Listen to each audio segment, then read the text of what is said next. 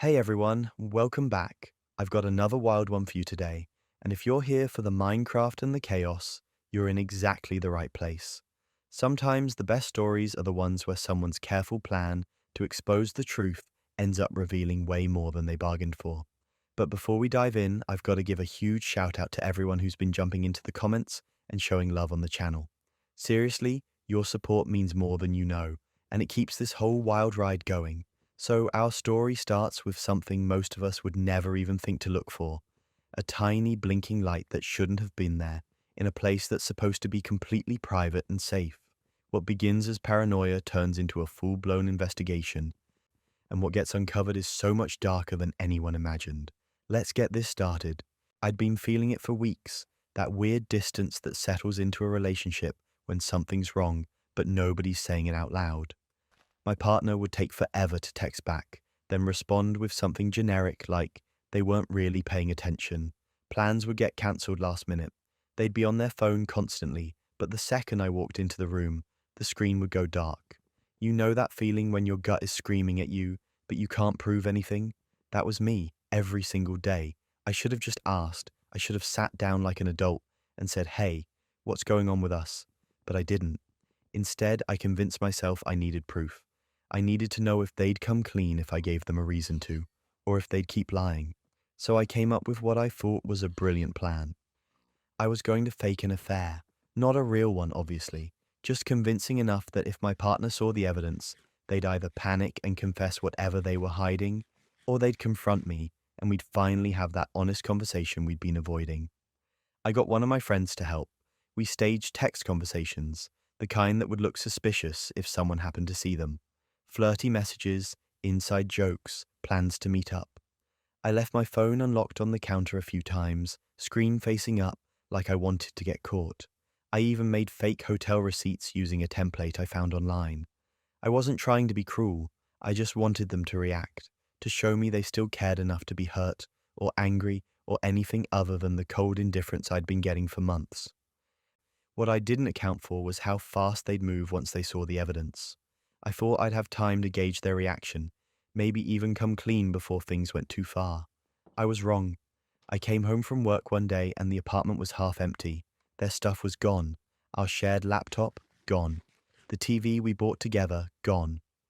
I stood there in the living room just staring at the empty entertainment center, trying to process what was happening. Then my phone started blowing up. My mom, my dad, my sister, all of them sending me messages that ranged from disappointed to absolutely furious. My mom's text is burned into my brain. She said she didn't raise me to be this kind of person, and she needed time before she could even look at me. I called my partner immediately, hands shaking. They didn't answer. I called again. Nothing. I texted asking what the hell was going on. They responded hours later with a single sentence: everyone knows what you did. Turns out they'd taken screenshots of everything. The texts with my friend, the fake receipts, all of it. Then they sent it to my parents, my siblings, our mutual friends, even some of my coworkers. They crafted this whole narrative about how I'd been cheating for months, how they'd suspected but didn't want to believe it, and how heartbroken they were to finally have proof. They played the victim so perfectly that nobody even thought to question it. This feels like a deleted scene from a sitcom, except nobody's laughing and there's no resolution in 22 minutes. Within 24 hours, I'd lost almost everyone. My parents told me not to come to family dinner that weekend. My sister blocked me on everything. Friends I'd known for years either blocked me outright or sent me messages about how disgusted they were. One of them said I deserved whatever I got. My partner, meanwhile, was milking the sympathy, posting vague, sad quotes on social media, letting people comfort them in the comments. I saw mutual friends leaving supportive messages, talking about how strong they were for leaving me. I tried to explain. I really did. I sent messages to my parents trying to tell them the truth, that it was fake, that I'd made a stupid mistake, but nothing actually happened. My mum responded with, "You don't get to lie your way out of this." My dad didn't respond at all. I reached out to a few close friends, the ones I thought would at least hear me out. Most of them didn't reply. The one who did told me I was making it worse by lying about lying, and here's where it gets absurd. While I was scrambling to defend myself against evidence I'd created, trying to convince everyone that the affair was fake, my partner was already moving on, publicly. Less than a week after moving out, they posted a photo with someone new. Not like a friend, like a new relationship new. The caption was something about finally being appreciated. The comments were full of people hyping them up, telling them they deserved better, congratulating them on finding happiness after what I'd put them through. I recognized the person in the photo. I'd seen them before, months ago, when my partner claimed they were just a coworker. Just someone from work, nothing to worry about. Except now they were holding hands in the photo. Now my partner was commenting heart emojis on their posts from weeks back, before we'd even broken up. And that's when it clicked. The distance, the cancelled plans, the constant phone checking. My partner had been cheating on me the entire time. And when they found my fake evidence, they didn't see a betrayal. They saw an opportunity, a perfect exit strategy where they got to be the victim, where they got to take the moral high ground and leave with everyone's sympathy while I looked like the villain. If you've made it this far into the chaos, you're as addicted to Reddit drama as I am. Make sure to subscribe and tell me where you're watching from in the comments below. Now back to how I tried to fight my way out of this nightmare I created. I started gathering evidence of my own. Screenshots of my partner's old texts with this person, back when they swore it was just professional. Photos they'd been tagged in together at places they claimed were work events, but clearly weren't. I found receipts in our shared email for dinners and hotels I'd never been to, charges I'd assumed were legitimate because I trusted them. The timeline was damning. They'd been seeing this person for at least 4 months, maybe longer. But here's the problem. Nobody wanted to hear it. When I tried to show my parents, my mum said I was deflecting and she didn't want to enable my behavior. When I posted about it vaguely on social media, people accused me of harassing my ex and trying to smear them to cover my own guilt. My partner's new relationship was public and celebrated. Mine was fake and had already destroyed my reputation. The truth didn't matter anymore because I'd poisoned the well myself. I went to our joint bank account to find it drained. Almost everything we'd saved together, gone. My partner had withdrawn it the same day they moved out, before I even knew what was happening. When I called the bank, they said since both names were on the account, there was nothing technically illegal about it. I could file a civil suit if I wanted, but good luck proving it was my money when we'd been splitting expenses for years. They thought they were in control, but they set their own trap. Except in this case, I set the trap and they just used it better than I ever could have imagined. I hired a lawyer, not because I thought I'd win, but because I needed someone to tell me what options I had. The lawyer was honest. Recovering the money would be difficult and expensive. Clearing my name would be nearly impossible because I'd have to admit to faking the affair, which would just make me look manipulative in a different way. The best move, he said, was to cut my losses and start over. Maybe in a few years, when people had moved on, I could rebuild some of those relationships. Maybe. I tried one last time with my parents. I drove to their house unannounced and asked them to just listen for 5 minutes. My dad answered the door and told me not now, maybe not ever, and I needed to give them space. I stood on their porch, the porch I'd grown up running across, and watched my dad close the door in my face. That's when it really hit me. I hadn't just lost my partner, I'd lost my family, my friends, my reputation, everything. The worst part is knowing I did this to myself.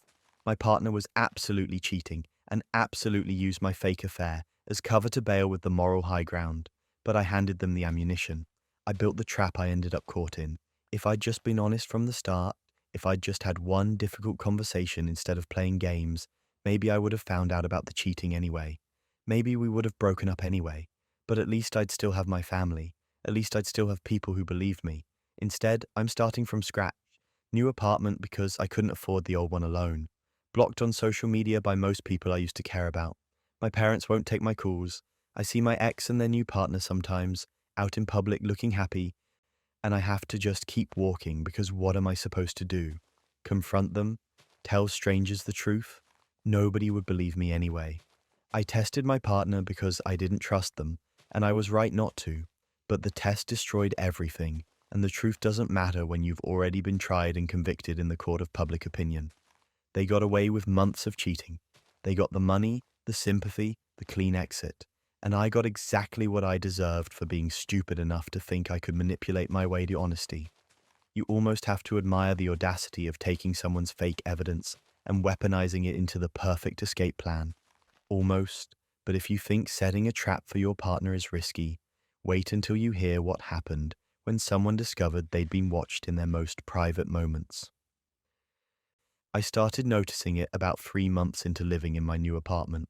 Nothing major at first, just this creeping feeling that something was off. You know that sensation when you walk into a room and feel like someone just left? Or when you're alone but your brain keeps insisting you're not? That became my constant state of existence. The laptop webcam thing was what really got me spiraling. I'd be working late at night, and out of the corner of my eye, I'd catch the little green light next to my camera, flickering on for just a second or two. At first, I convinced myself it was a software glitch, maybe some app updating in the background. I'd check my running programs, find nothing suspicious, and tell myself I was being paranoid. But it kept happening, always at night, always when I was alone. Then I started noticing other things. The kind of details that sound insane when you say them out loud, but feel undeniable when you're living them. Items in my bathroom would be slightly moved. Not enough that I could be certain, but enough that it nagged at me. A shampoo bottle facing a different direction. My toothbrush in the wrong slot of the holder. The bathroom vent cover looking like it had been recently touched, with less dust around the edges than I remembered. I started second-guessing everything. Was I losing my mind? Was this what a nervous breakdown felt like? I'd moved to this city for a fresh start, and here I was spiraling into paranoia in my own home. The place that was supposed to be my sanctuary felt contaminated somehow, like the walls themselves were watching me. The worst part was trying to sleep. I'd lie there in the dark, staring at the smoke detector on the ceiling, and I couldn't shake the feeling that something was wrong with it. It looked normal. It had the little red light that blinked occasionally like smoke detectors do, but something about it felt off in a way I couldn't articulate. I started sleeping with a blanket over my head like a child, which made me feel ridiculous, but at least let me get a few hours of rest. This went on for weeks. I didn't tell anyone because what would I even say? Hey, I think my apartment is watching me, but I have zero evidence? I'd sound unhinged. So I suffered in silence, my mental health deteriorating, with each passing day, convinced I was either crazy or in serious danger, but unable to prove which. That's when everything unraveled. I finally broke down and told my coworker about it during lunch. I expected her to laugh or suggest I see a therapist, but instead she got this serious look on her face and gave me the number of a tech security expert she knew. She said her brother had dealt with something similar and this guy had helped him. I called that same day. The tech expert's name was Marcus, and when I explained everything over the phone, he didn't laugh or dismiss me. He just said, I can come by tomorrow. Don't touch anything, don't clean, and definitely don't mention this to your landlord yet. The way he said yet made my stomach drop. Marcus showed up the next evening with a bag full of equipment I didn't recognize. He spent about 20 minutes doing a sweep of my apartment with various devices, his expression getting progressively darker. Finally, he turned to me and said, Okay, you're going to want to sit down for this. You weren't paranoid. You were right. He'd found 3 cameras. 3. One was indeed hidden in the smoke detector in my bedroom, disguised so perfectly I never would have spotted it myself. It had been watching me sleep, change, exist in my most private moments for months. The second was tucked into the bathroom vent, angled perfectly to capture the shower and toilet. And the third, the one that made me actually feel sick, was built into a decorative picture frame that had been in the apartment when I moved in. I'd thought it was a nice touch by the landlord, this generic beach sunset photo. It had been watching my living room the entire time. My landlord had done this. But that wasn't even the worst part. Marcus connected his laptop to the camera's signal and discovered they were actively live streaming, not just recording for the landlord's personal collection, broadcasting, live, to the internet.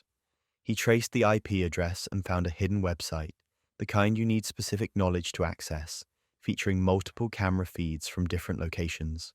My bedroom wasn't the only one. There were at least a dozen other feeds, all labeled by address. I think I stopped breathing for a solid minute when he showed me. There I was, on a screen, a recording from the night before, getting ready for bed. The view counter showed hundreds of people had watched. There were comments. People had been commenting on me, on my body, on my routines, like I was some kind of reality TV show I never auditioned for.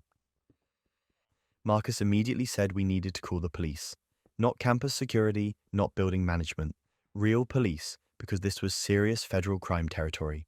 I was shaking so hard I could barely hold my phone, but I made the call. They sent detectives who specialized in cyber crimes, and what happened next felt like it moved in slow motion and at lightning speeds simultaneously. The detectives confirmed everything Marcus had found. They documented the cameras, traced the website, and discovered my landlord had been running this operation for at least 5 years across multiple properties he owned. Dozens of tenants, most of them young women living alone, had been violated the exact same way I had. The scope of it was nauseating. They set up a sting operation. They wanted to catch him in the act, actively uploading or managing the feeds to make the charges ironclad. So for 3 of the most horrifying days of my life, I had to go about my business, knowing those cameras were still there, still watching, but now the police were watching too, waiting for him to log in. It felt like being violated all over again, but the detectives assured me it was necessary. They needed him to demonstrate active management of the illegal content. So I pretended everything was normal while wearing clothes, even to sleep, and basically living in my bathroom with the vent covered, the only room I could be certain had a limited view. On the 3rd night, they got him. He logged into the website from his home computer to upload fresh footage and adjust some camera angles in another property. The detectives executed the search warrant immediately. They seized his computers, hard drives, years of stored footage, subscriber lists, financial records from the sick people who paid for premium access to certain feeds. The evidence was overwhelming. His arrest made the local news within 24 hours, then it went regional. The story was too disturbing, too widespread not to gain traction.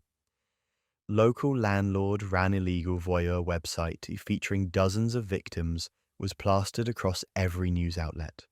My name wasn't released, thank God, but my building's address was, and suddenly everyone knew.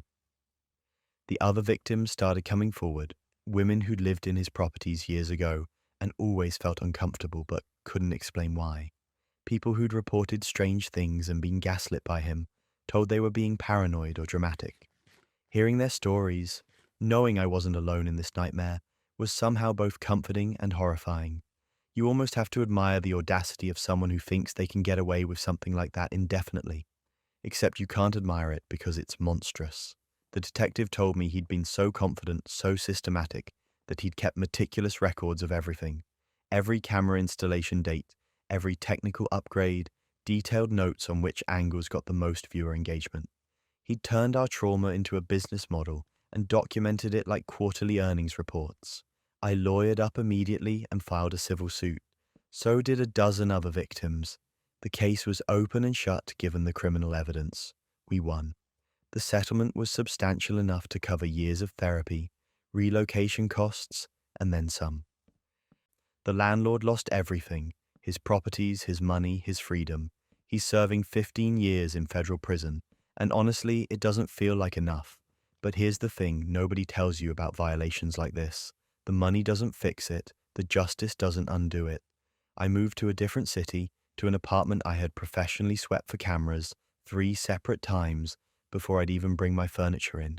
I still can't have smoke detectors in my bedroom. I use standalone carbon monoxide detectors instead and check them obsessively. Picture frames make me irrationally anxious. I cover my laptop camera with tape even though I know logically it's safe now. The therapy helped, don't get me wrong. Having a professional validate that what happened to me was a serious crime and not somehow my fault for not noticing sooner made a huge difference. But there are still nights when I lie awake, wondering who saw those videos, who watched me in my most vulnerable moments without my knowledge or consent. Those people are still out there, and I'll never know who they are or what they saw or what they thought. The worst part is the betrayal itself. This wasn't some random hacker or stranger.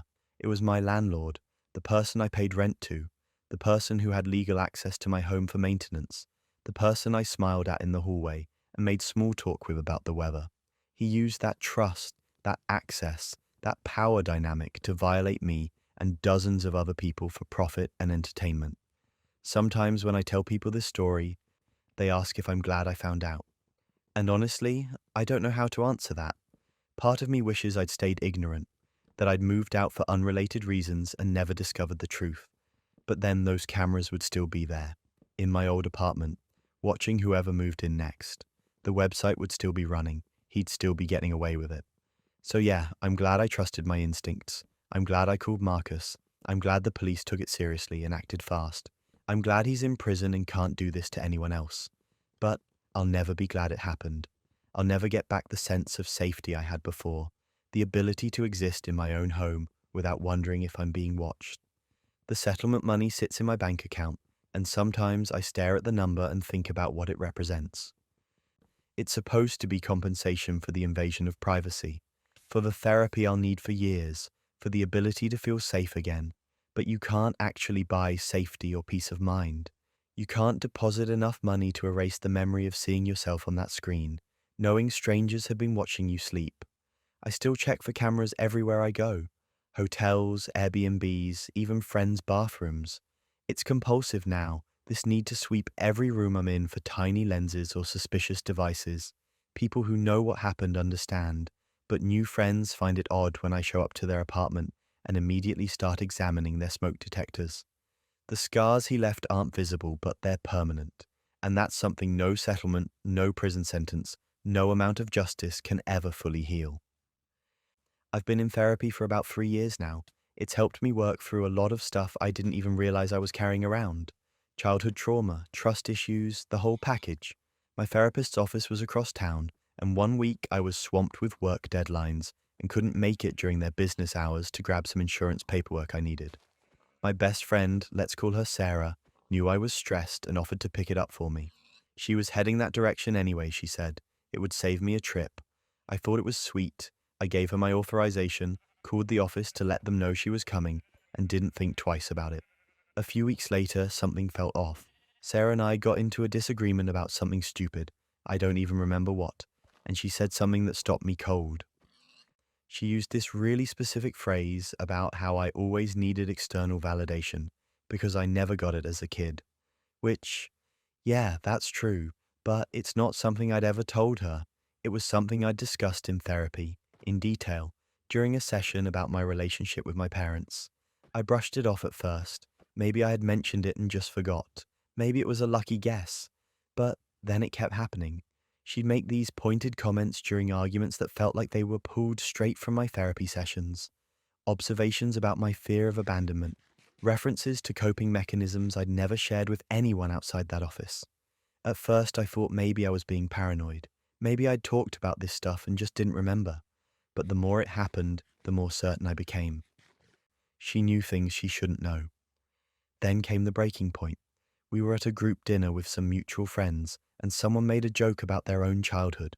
Sarah laughed and said, "At least your mum didn't lock you in a closet when you cried," then looked directly at me.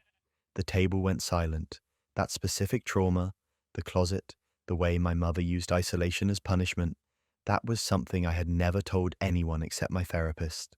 It was one of the hardest things I'd ever admitted out loud, and I'd only done it in the safety of that office with the door closed and the white noise machine running. I felt my face go hot. Sarah realized immediately that she'd messed up, tried to backtrack, said she must have been thinking of something else, but the damage was done. I excused myself, went to the bathroom, and tried not to throw up. When I came back to the table, I told everyone I wasn't feeling well and left. The next morning, I called my therapist's office and asked to speak to her directly. I explained what had been happening, the specific things Sarah had said, the timeline of when it started. My therapist went quiet for a long time. Then she asked me to hold while she checked something. When she came back, her voice was different, more careful. She said she needed me to come in right away, not for a session, but to discuss a potential breach of confidentiality. I drove there immediately, my hands shaking on the steering wheel. When I arrived, my therapist wasn't alone. The office manager was there too. They sat me down and explained that they'd reviewed their records. The file cabinet where physical notes were stored had been accessed the day Sarah picked up my paperwork. They'd noticed some files were out of order, but assumed it was an organizational error. But after my call, they checked the security footage. The footage showed Sarah entering the office, signing in, receiving my paperwork at the front desk. Then, after the receptionist stepped away to answer a phone call, Sarah walked over to the file cabinets. She tried one, locked, tried another, also locked. The third one opened. She pulled out a folder, my folder, and started photographing pages with her phone. She was there for maybe 90 seconds before the receptionist came back. She closed the cabinet, smiled, and left like nothing had happened. I sat there watching the footage on the office manager's computer, and I felt something break inside me. This was my best friend, someone I'd trusted completely, someone I'd been there for through breakups and family drama and job losses, and she'd used a simple favor I'd asked because I was overwhelmed, to violate the most private parts of my life. But that wasn't even the worst part. My therapist explained that they needed to report this to the licensing board and potentially law enforcement because it was a serious breach. But she also gently suggested I think about why Sarah might have done this, what she might be using the information for. I didn't understand at first. Then my therapist said that, in her experience, people don't steal therapy notes just out of curiosity. They use them. I started paying attention, really paying attention. I noticed how Sarah would mention my issues to other friends, framing it like concern. She'd say things like, I'm worried about her. She's been so unstable lately. She has a lot of unresolved trauma. She'd bring up my childhood in casual conversation with people who didn't know me that well, painting me as someone fragile who couldn't be trusted with real responsibility. When I got passed over for a leadership role in a volunteer organization we were both part of, I found out later that Sarah had privately told the coordinator that I was dealing with some serious mental health stuff and might not be ready for that kind of pressure. She'd been weaponizing my trauma, using the most painful parts of my history to manipulate how people saw me, all while playing the concerned best friend. And I'd had no idea. I reported the theft to the police. They took it seriously because medical records are protected by law, and therapy notes fall under that. I also told my therapist she had my full support in reporting it to her licensing board and banning Sarah from the practice. Then I did something I'd been avoiding because part of me still didn't want to believe this was real. I confronted Sarah. I asked her to meet me for coffee. She showed up smiling, acting normal. I put my phone on the table, opened the video file the therapist's office had given me, and slid it toward her. I watched her face change as she realized what she was seeing. First confusion, then recognition, then panic. She tried to deny it. Said the angle was wrong, that wasn't her, this was some kind of mistake. I let her talk. Then I played the audio recording I'd made of my therapist and the office manager explaining exactly what had happened, with timestamps and everything. Sarah went pale. She started crying, saying she didn't know why she did it. She was sorry. She'd been jealous of how much progress I was making in therapy while she was stuck. She said she never meant to hurt me. I just stared at her, because even in her apology, she was lying. You don't accidentally photograph someone's therapy notes. You don't accidentally spend weeks using that information to undermine them socially. I told her I'd already filed a police report. I told her the therapist's office had banned her and reported her to the appropriate authorities. Then I told her I was going to let our entire friend group know exactly what she'd done, with evidence, because I was done protecting her reputation while she destroyed mine. She begged me not to, said it would ruin her life, said people would never forgive her. I looked at her and said, "You're right. They probably won't," and I left. I sent a group message to everyone we knew mutually. I didn't editorialize, I just laid out the facts. Sarah had stolen my therapy notes while doing me a favor. She'd been using that information to manipulate me and to paint me as unstable to others. I attached the security footage, screenshots of my communications with the therapist's office, and the police report number. I explained that I was sharing this not for sympathy, but because people deserve to know who they were trusting with their own private information. The fallout was immediate and brutal. People were horrified. Some responded directly to me with apologies, saying they'd noticed Sarah talking about my mental health, but assumed I'd confided in her. Others just quietly removed her from group chats and unfollowed her on social media. Sarah tried to do damage control, posting a vague apology about making mistakes and learning from them, but it was too late. Screenshots of my message were already circulating. She lost friends, she lost credibility. The volunteer organization asked her to step down. Mutual acquaintances started avoiding her at social events. Her boyfriend at the time broke up with her after finding out, saying he couldn't trust someone who'd do something like that. The legal consequences were less dramatic than I'd hoped. The police investigated, but ultimately it was treated as a misdemeanor theft of records. She got a fine and probation. The therapist's licensing board took it more seriously, flagged her in their system so she couldn't access any other client information, And my therapist told me it would likely impact any future attempts Sarah made to work in healthcare or adjacent fields. Imagine rifling through someone's most painful memories and thinking you can just apologize your way out of it. I don't regret exposing her. Part of me wonders if I should have handled it privately, just cut her off and moved on. But she'd spent weeks systematically damaging my reputation, using information I'd shared in what was supposed to be the safest possible space. She'd turned my healing into a weapon against me, and she would have kept doing it if I hadn't caught her. I have a new therapist now, in a different office with better security. I'm still working through the betrayal, the violation of having someone I trusted that much use my pain against me. But at least now everyone knows who Sarah really is. At least now, when she tries to cozy up to someone new, there's a paper trail, there's a story, and people can decide for themselves if that's someone they want in their lives. Speaking of family betrayals disguised as loyalty, one person's sister made a choice that revealed where her true priorities lay. I never liked my sister's boyfriend. From the moment she brought him around, something felt off. He had this way of talking that made everything sound like a hustle, like he was always one step ahead of a con he hadn't told you about yet. And the money situation never made sense. He'd show up with expensive watches, designer clothes, always talking about his various business ventures, but never actually explaining what any of them were.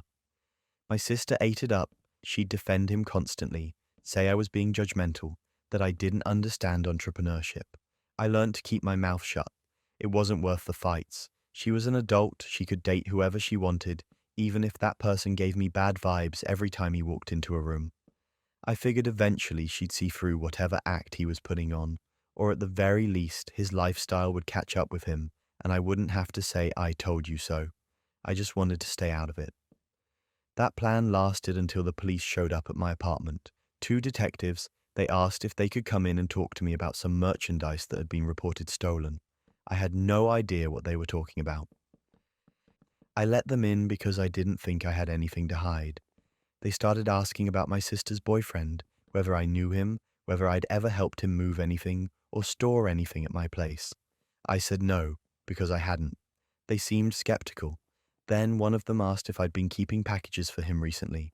I told them I had no idea what they were talking about, and that's when they told me my sister had given them my name. She'd told them I'd been storing stolen electronics for her boyfriend, that I was helping him move merchandise, that I'd been involved for months. My own sister threw me under the bus to save herself and her criminal boyfriend. They took me down to the station. I spent 4 hours in an interrogation room, going over every detail of my life, my work schedule, my relationship with my sister, every interaction I'd ever had with her boyfriend. They asked the same questions 5 different ways, looking for inconsistencies. I didn't have any because I wasn't lying, but that didn't stop them from treating me like I was. They searched my apartment. They went through my phone.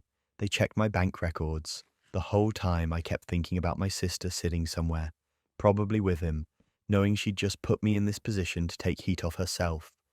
Eventually they let me go. My alibi checked out, my financials were clean, there was nothing in my apartment, and their whole case against me fell apart, once they actually looked at the evidence instead of just taking my sister's word for it. But the damage was done. I'd been interrogated like a criminal because my own family member decided I was expendable. I drove home shaking, not from fear, from rage. I called my sister and she didn't answer. I called again. Nothing. I texted her asking what the hell she was thinking, and she responded hours later saying she didn't know what I was talking about, that she was just trying to help the police with their investigation. She actually tried to gaslight me about it, like I hadn't just spent half a day in a police station because of her. That's when I decided if she wanted to play it this way, I'd make sure the truth came out. I started digging into her boyfriend's background. If the police were investigating him for stolen merchandise, there had to be a trail. I looked up his name and found multiple online selling accounts under slight variations of his real name. All of them were selling electronics. High-end laptops, phones, tablets, cameras, all listed at prices way below retail. The kind of prices that only make sense if you didn't pay for the product in the first place. I cross-referenced the listings with police reports of thefts in the area. It wasn't hard. Local news sites report that stuff constantly. A storage facility got broken into 3 months ago. Security equipment stolen. 2 weeks later, the boyfriend's selling account. listed the exact same brand and model of cameras. An office building reported missing laptops. A week later, he's selling the same specs online. The timeline was damning once you actually looked at it. Then I found his storage unit. My sister had mentioned it once in passing, complaining about how much he was paying for it monthly. I drove by and took photos from the street. Nothing illegal about photographing a public storage facility. I noted the unit number. I couldn't get inside, obviously, but I didn't need to. I had enough. But that wasn't even the worst part. I found messages my sister had sent to a mutual friend months ago, back when I still had access to her social media, before she blocked me on everything. She'd been venting about how stressed the boyfriend was, how he needed her to cover for him, how she was worried about getting in trouble, but she loved him and had to protect him. She knew. She'd known the whole time what he was doing, and when the police came knocking, her first instinct was to point them at me. I put together a folder, screenshots of the selling accounts, photos of the storage unit, the timeline of thefts matching his listings, copies of the messages where my sister admitted she was covering for him. I anonymously sent everything to the detective who'd interrogated me. I didn't include my name. I didn't need credit. I just needed them to do their jobs. The raid happened 2 weeks later. I only know because my sister called me screaming. She didn't even say hello, just started yelling about how I'd ruined her life. How could I do this to her? The police had arrested her boyfriend and searched the storage unit and found everything. She was hysterical. She kept saying I'd destroyed her relationship, that he was going to prison because of me, that the family would never forgive me. I let her finish. Then I asked her if she remembered telling the police I was storing stolen merchandise for him, if she remembered almost getting me arrested to save herself. There was silence on the other end. Then she said that was different. She was scared. She didn't know what to do. I told her she made her choice and now she had to live with it, and I hung up. Things went from bad to unhinged after that. My sister went to our parents. She spun this whole story about how I was jealous of her relationship and had sabotaged her boyfriend out of spite. She cried. She played the victim so convincingly that my mom actually called me asking what was going on, why I would do something so cruel to my own sister. I couldn't believe it. My sister had literally tried to frame me for a crime, and somehow I was the bad guy for making sure the actual criminal got caught. I drove to my parents' house with printed copies of everything. The police report from my interrogation, the screenshots of her messages admitting she knew what her boyfriend was doing, the timeline of thefts, the selling accounts. I laid it all out on their kitchen table and told them exactly what happened, how she'd thrown me to the police to protect a criminal, how I'd spent hours being questioned because she lied, how her boyfriend had been running a fencing operation and she'd known about it the entire time. My dad didn't say anything for a long time. He just sat there looking at the papers, his jaw tight. My mum kept shaking her head like she didn't want to believe it. My sister tried to interrupt, tried to explain, but my dad held up his hand and told her to stop talking. He asked her if it was true, if she'd really told the police I was involved. She started crying and said she panicked, that she didn't mean for it to go that far, that she just wanted to protect her boyfriend. My mum asked her if she knew he was stealing. My sister didn't answer, which was answer enough. The boyfriend ended up taking a plea deal. Turns out when you're caught with a storage unit full of stolen electronics and a digital paper trail of selling them online, there's not much room to negotiate. He got 3 years. My sister wasn't charged with anything because she cooperated after the arrest, but the relationship imploded exactly like you'd expect. Kind of hard to maintain a romance when your boyfriend's in prison because your sibling exposed his entire operation. Family dinners became tense, awkward affairs where my sister and I didn't speak, and my parents tried to pretend everything was normal. It wasn't. My sister resented me for ruining her relationship. I resented her for trying to ruin my life to save it. My parents were caught in the middle, disappointed in her but also somehow still treating me like I'd gone too far by involving the police. I didn't go too far. I went exactly as far as necessary to protect myself from someone who was supposed to have my back but instead shoved me in front of a moving train to save herself. Trust doesn't come back from that. You don't just forgive someone for being willing to let you take the fall for their mistakes. Family or not, she made a choice, and that choice showed me exactly where I stood in her priorities, somewhere below a criminal boyfriend and her own self-preservation. We barely talk now. Holidays are uncomfortable. My parents still try to push reconciliation, Like time will somehow erase what she did, but I'm not interested. She picked her side when she gave the police my name. I picked mine when I made sure the truth came out, and if that makes me the villain in her version of the story, I can live with that. At least I can sleep at night knowing I didn't try to frame my own family to cover for someone else's crimes. But family deception can go even deeper than protecting a criminal boyfriend, as one person learned when ghosts from their father's past came knocking. I was scrolling through Facebook on a Tuesday night when I got a message request from someone I didn't recognize. The profile picture showed a woman around my age, maybe a year or two younger, with dark hair and brown eyes. I almost ignored it. I get random message requests all the time, usually spam or people trying to sell something, but something made me click on it anyway. The message was short. Hi, I know this is going to sound crazy, but I think we might be related. My name is Emily. I think your dad is also my dad. I stared at my phone for a solid minute, reading it over and over like the words would rearrange themselves into something that made sense. This had to be a scam, right? Some weird new way to catfish people or steal identities. But then I looked at her profile picture again, really looked at it, and my stomach dropped.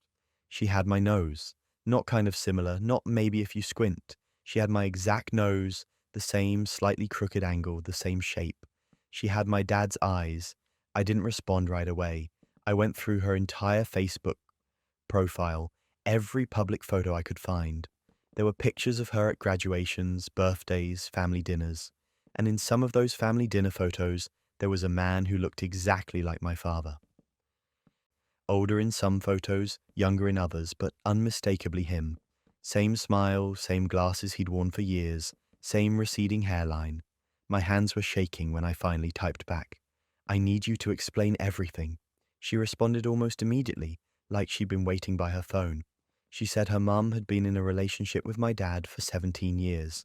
Not an affair, she insisted. A whole relationship. He'd told her mum he worked in sales and traveled constantly, which is why he was only around a few days a week. Emily said she and her younger brother had grown up thinking it was normal that their dad was gone so much.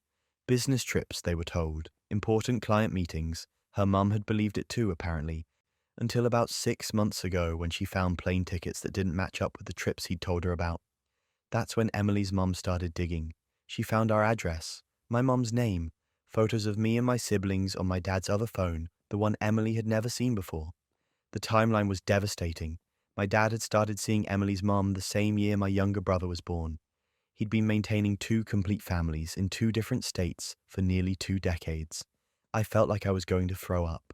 Emily sent me photos as proof, pictures of my dad at her high school graduation, my dad at her brother's soccer games, my dad carving a turkey at their Thanksgiving table, while I had memories of him carving a turkey at ours just a few days later.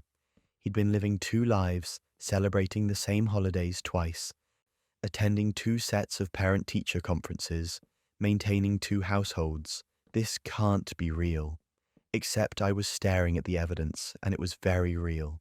I didn't sleep that night. I went through every family photo album we had, every vacation, every Christmas morning. I started looking up my dad's work travel history, the trips he'd taken over the years. I hacked into his email, which I'm not proud of, but I needed to know. And there it was. Receipts for duplicate birthday gifts, flight confirmations to the city where Emily lived, hotel bookings that didn't match the work conferences he'd told us about, an entire credit card I'd never known existed, with charges for a life I'd never known about. The evidence was crushing. He'd been flying back and forth, sometimes twice a week. He'd been using work as cover for maintaining a second family. Business trips that lasted 4 days were really him spending time with them. Late nights at the office were actually flights out of state. Every lie was so carefully constructed that none of us had ever questioned it. I confronted him the next morning, walked into his home office where he was checking emails, and just put my phone down in front of him with Emily's Facebook messages on the screen. I didn't say anything at first, just watched his face go from confused to pale to something like resignation. He didn't even try to deny it. He just closed his laptop slowly and said we need to talk, like this was a reasonable conversation to have, like he hadn't been lying to all of us for 17 years. He admitted everything. Said he'd made a mistake early in his marriage to my mum, met Emily's mum during a work trip, and things got complicated.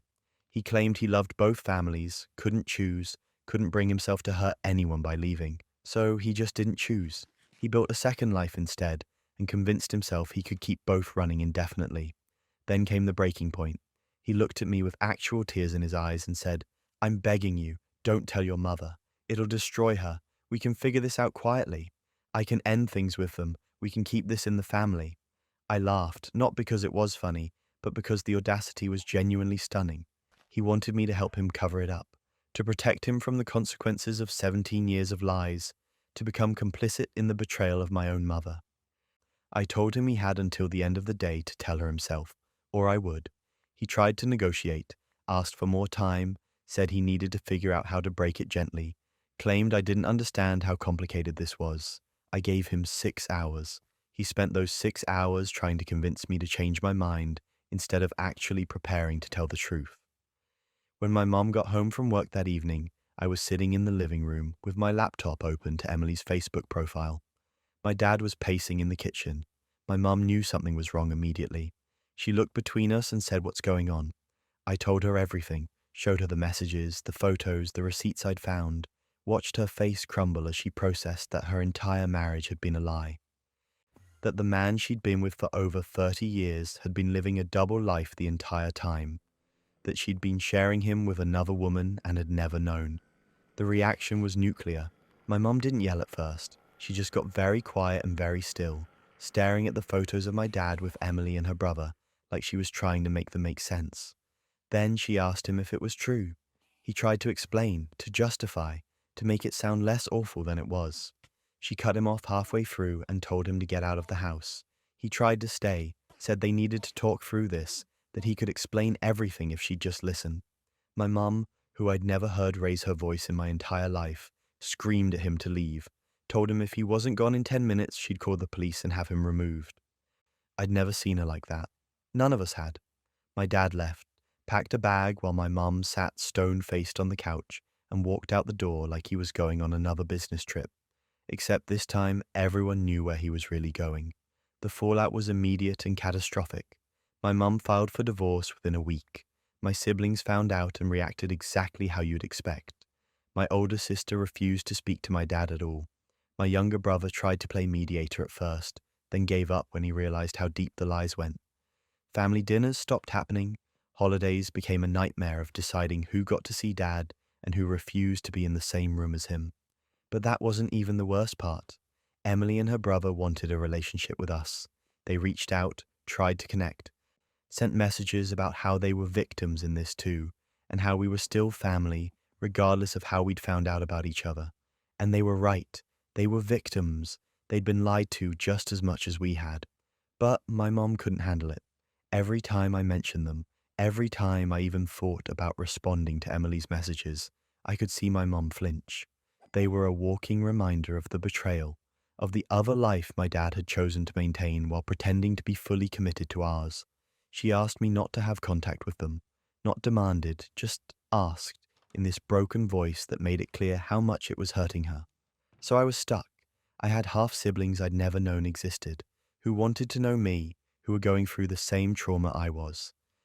But having a relationship with them meant betraying my mom all over again, meant choosing a connection that came from my dad's lies over my mom's pain. I tried to split the difference, met Emily for coffee once without telling my mom. It was surreal. We looked so much alike that the barista asked if we were twins. We talked about our childhoods, about the weird parallels, how we'd both gone to piano lessons around the same age because Dad suggested it, how we'd both gotten the same pep talks about college, how he'd missed both our 8th grade graduations because they were on the same day and he'd claimed a work emergency. The conversation felt like looking into a funhouse mirror of my own life. Everything was similar but distorted. She had memories of our dad that overlapped with mine, but from a completely different angle.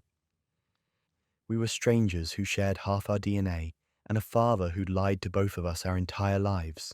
I couldn't do it again. The guilt of meeting her behind my mum's back, the weirdness of bonding with someone over shared trauma, it was too much. I told Emily I needed space, that this wasn't about her, but about me trying to keep my own family from completely imploding. She understood, or said she did, but I could hear the hurt in her voice.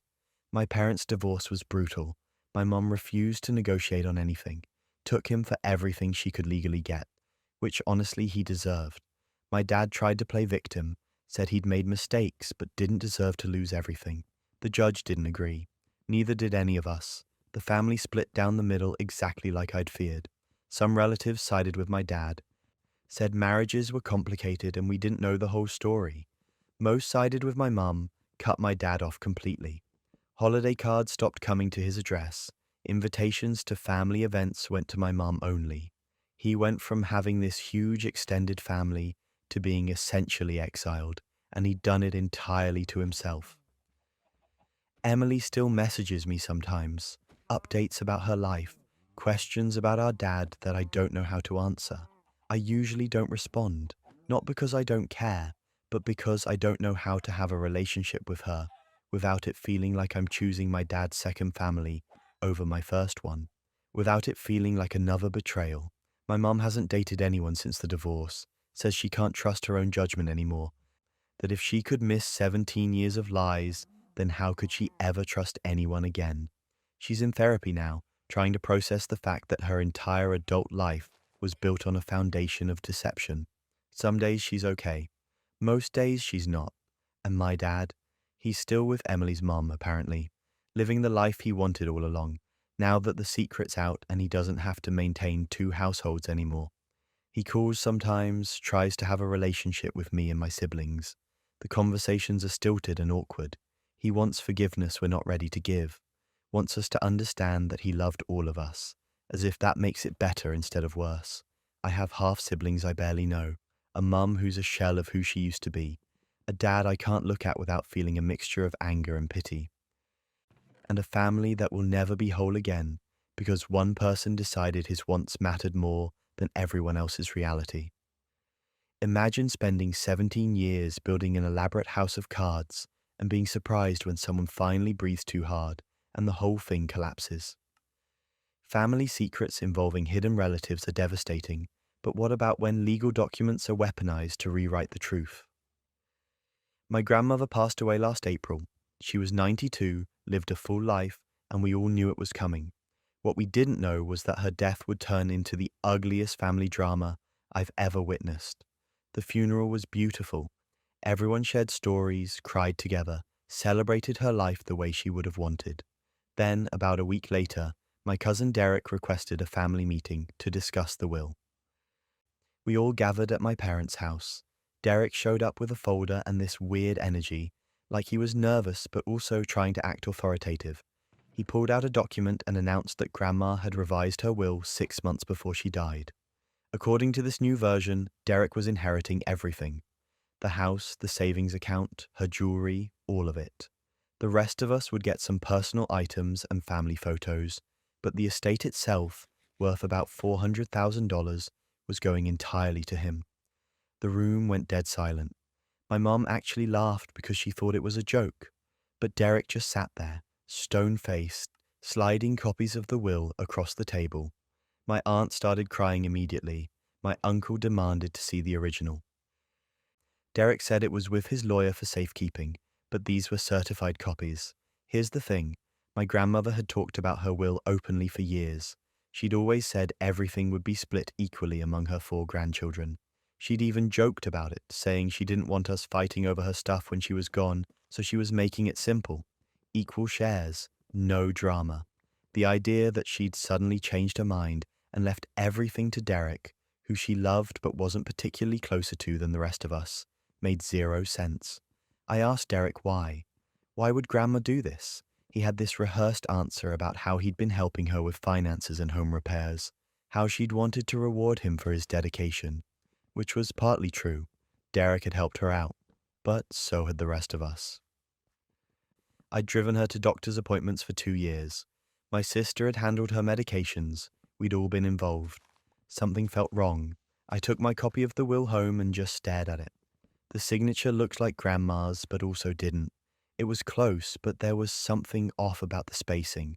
And the witness names, I didn't recognize them. Grandma lived in a small town. Everyone knew everyone. These witnesses were supposedly neighbors, but I'd never heard their names in my life. I called my mom and told her I wanted to contest it. She was hesitant, said she didn't want to cause family drama, that maybe Grandma had her reasons. But I couldn't let it go. I hired a lawyer who specialized in estate disputes, and the first thing she did was recommend a forensic document examiner. The examiner took one look at the will and knew something was wrong. She ran tests on the paper, the ink, the signature itself. Her report came back definitive. The ink was too new. It had been applied within the last year, but the paper's aging and the document's date didn't match. The signature had been traced. She could tell because there were tiny hesitation marks, the kind you get when someone's copying rather than signing naturally. She compared it to Grandma's real signature from bank documents and birthday cards. It was a forgery. Someone had traced her signature from an old card and tried to replicate it. Then I tracked down the supposed witnesses. Took me 3 days of calling around, but I found them.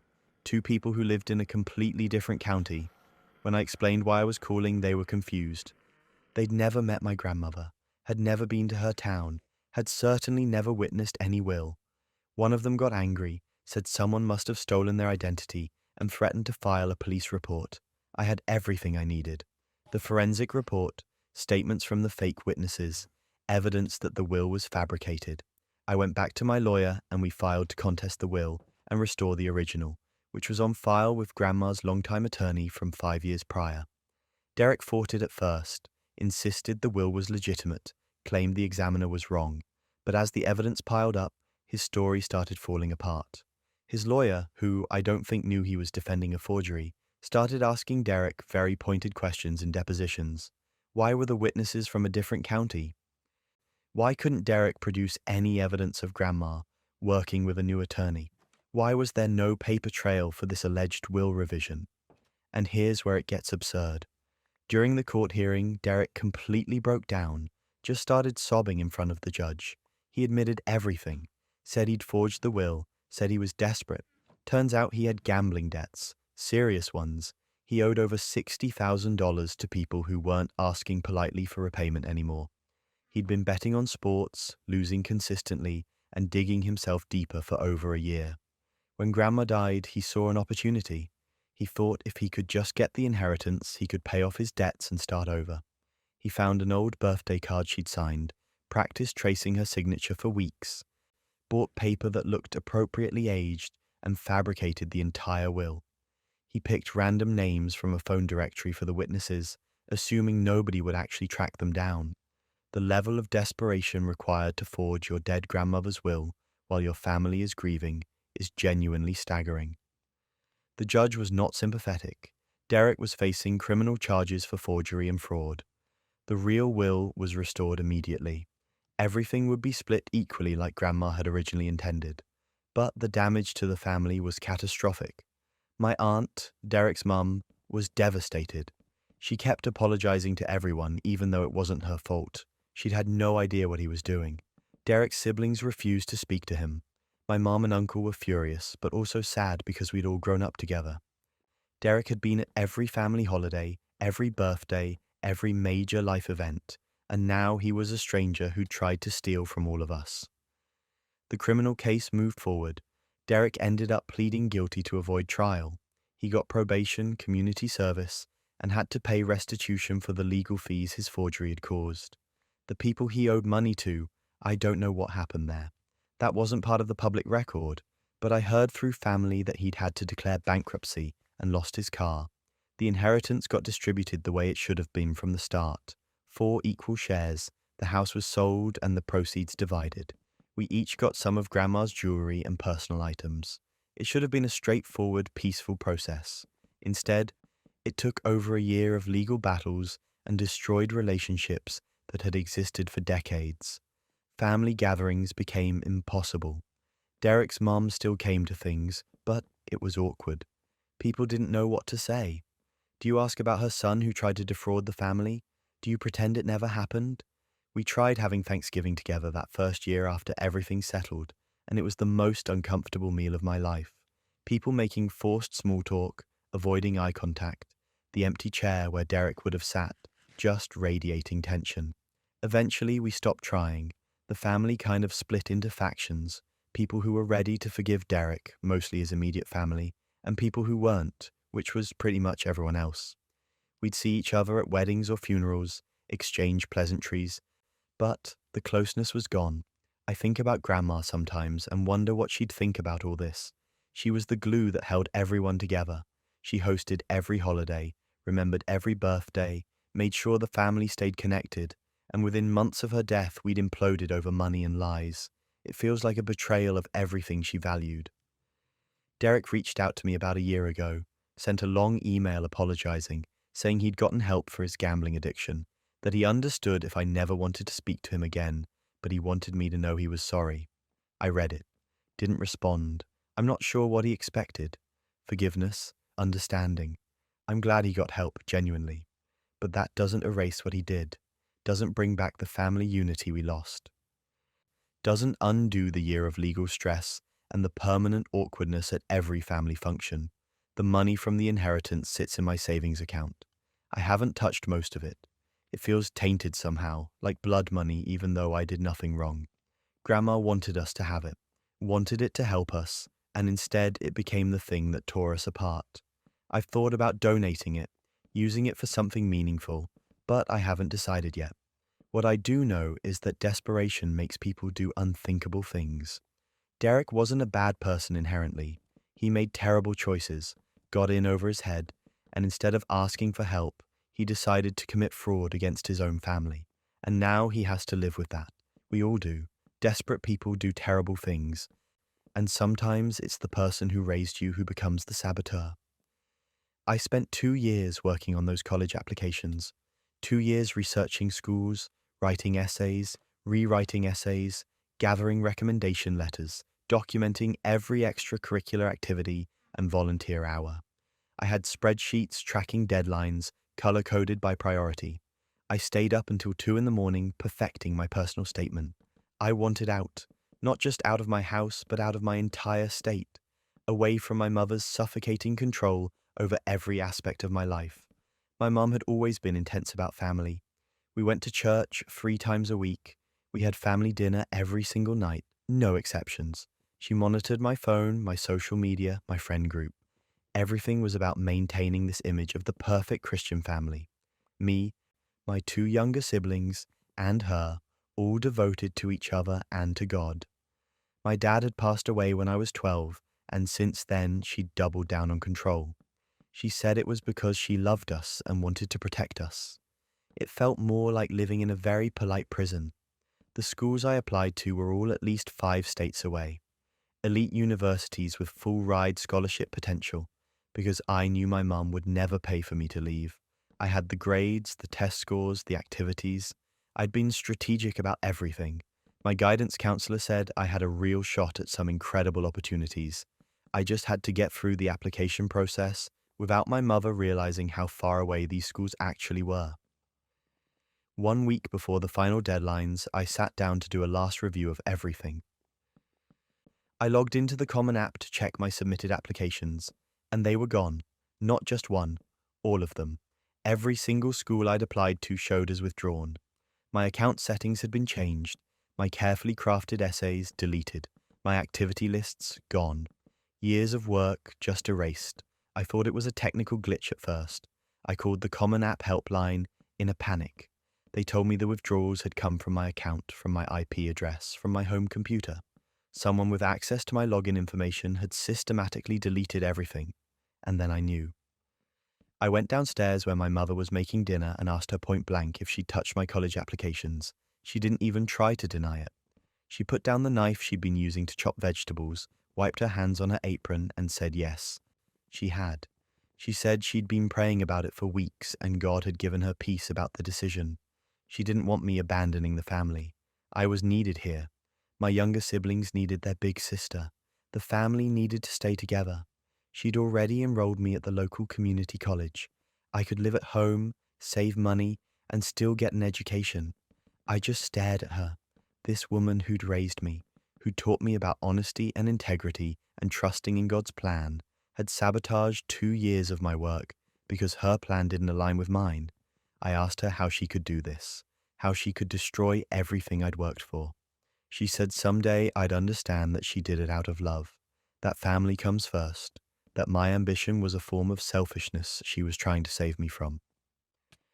I went back to my room and cried for about an hour. Then I got angry. Then I got strategic. I started emailing admissions offices. Every single school I'd applied to, I sent a detailed message explaining what had happened.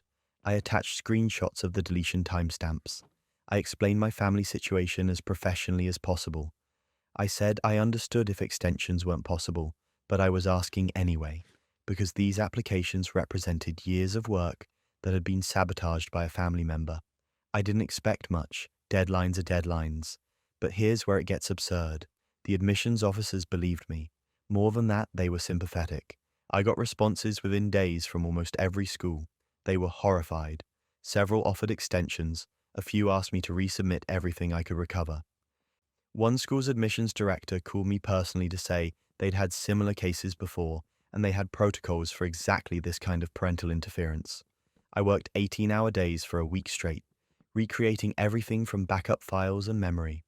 My guidance counselor helped me track down my recommendation letters again. I rewrote essays I'd deleted from my own files because I thought they were already submitted. It was brutal, but I got everything resubmitted. My mother noticed I was stressed, but assumed it was about community college enrollment. She kept trying to talk to me about which classes I should take in the fall, which degree program made the most sense. I just nodded and didn't engage. I wasn't telling her anything until I knew for sure I had a way out. Acceptance letters started arriving in March. I got into my top choice school with a full academic scholarship, plus a housing grant for students from difficult family situations. Apparently, my admissions essay about parental sabotage had resonated. 4 other schools accepted me too. I had options. I had a future that didn't involve living under my mother's control until I was 30. I didn't tell her. I confirmed my enrollment in secret, arranged my housing, registered for classes, did all of it without saying a word. I was waiting for the right moment. That moment came in May, at our church's annual community gathering. It's this big event where families give testimonials about God's faithfulness. There's a potluck, and everyone celebrates together. My mother loved this event. It was her chance to showcase our family, to talk about how devoted we all were, how close, how blessed. She'd been planning her speech for weeks. She always made me speak at these things. This year, she wanted me to talk about choosing to stay local for college, about valuing family over worldly ambition. She'd written out talking points for me. I smiled and said, sure, I'd be happy to say a few words. The gathering was packed, probably 200 people from our congregation and neighboring churches. My mother gave her speech first, talking about the importance of family unity and how proud she was that all her children understood the value of staying close. She got a standing ovation. Then she introduced me. I walked up to the microphone with my own notes. I started by thanking the community for their support over the years since my father died. I thanked my teachers and my guidance counselor by name for helping me pursue my educational goals. I thanked my friends for their encouragement. I thanked God for giving me the strength to keep going, even when people I trusted tried to stop me. Then I explained what my mother had done. I told the whole room that she had deleted my college applications without my knowledge or consent because she wanted to control where I lived and what I did with my life. I explained how I'd had to rebuild everything in a week, how admissions officers at multiple universities had taken pity on me because parental sabotage of college applications is apparently common enough that they have protocols for it. I said I'd been accepted to 5 schools and would be attending my dream university in the fall on a full scholarship, and I wouldn't be coming back. The room went dead silent. My mother's face went from confused to horrified to rage in about 5 seconds. She stood up and tried to interrupt, saying I was being dramatic, that I was twisting the story. But I kept talking. I said I was sharing this not to hurt her, but because other kids in the room might be dealing with controlling parents too, and they deserved to know that there were people who would help them, that their dreams mattered even if their parents tried to convince them otherwise. Then I thanked everyone again, stepped away from the microphone, and walked out. I could hear the chaos starting behind me, but I didn't look back. I got in my car and drove to my best friend's house where I'd been secretly storing boxes of my belongings for weeks. The fallout was nuclear. My phone blew up with messages from church members. Some were supportive, saying they'd always thought my mother was too controlling. Others accused me of disrespecting my parent and airing private family business. My mother called me 16 times in 2 hours. I didn't answer. The church community turned on her. Not everyone, but enough that her reputation as the devoted single mother raising godly children completely crumbled. People started talking about how they'd always noticed she was too strict, too controlling. Stories came out about other kids in the youth group whose parents had done similar things with her encouragement. The pastor called her in for a meeting about healthy boundaries.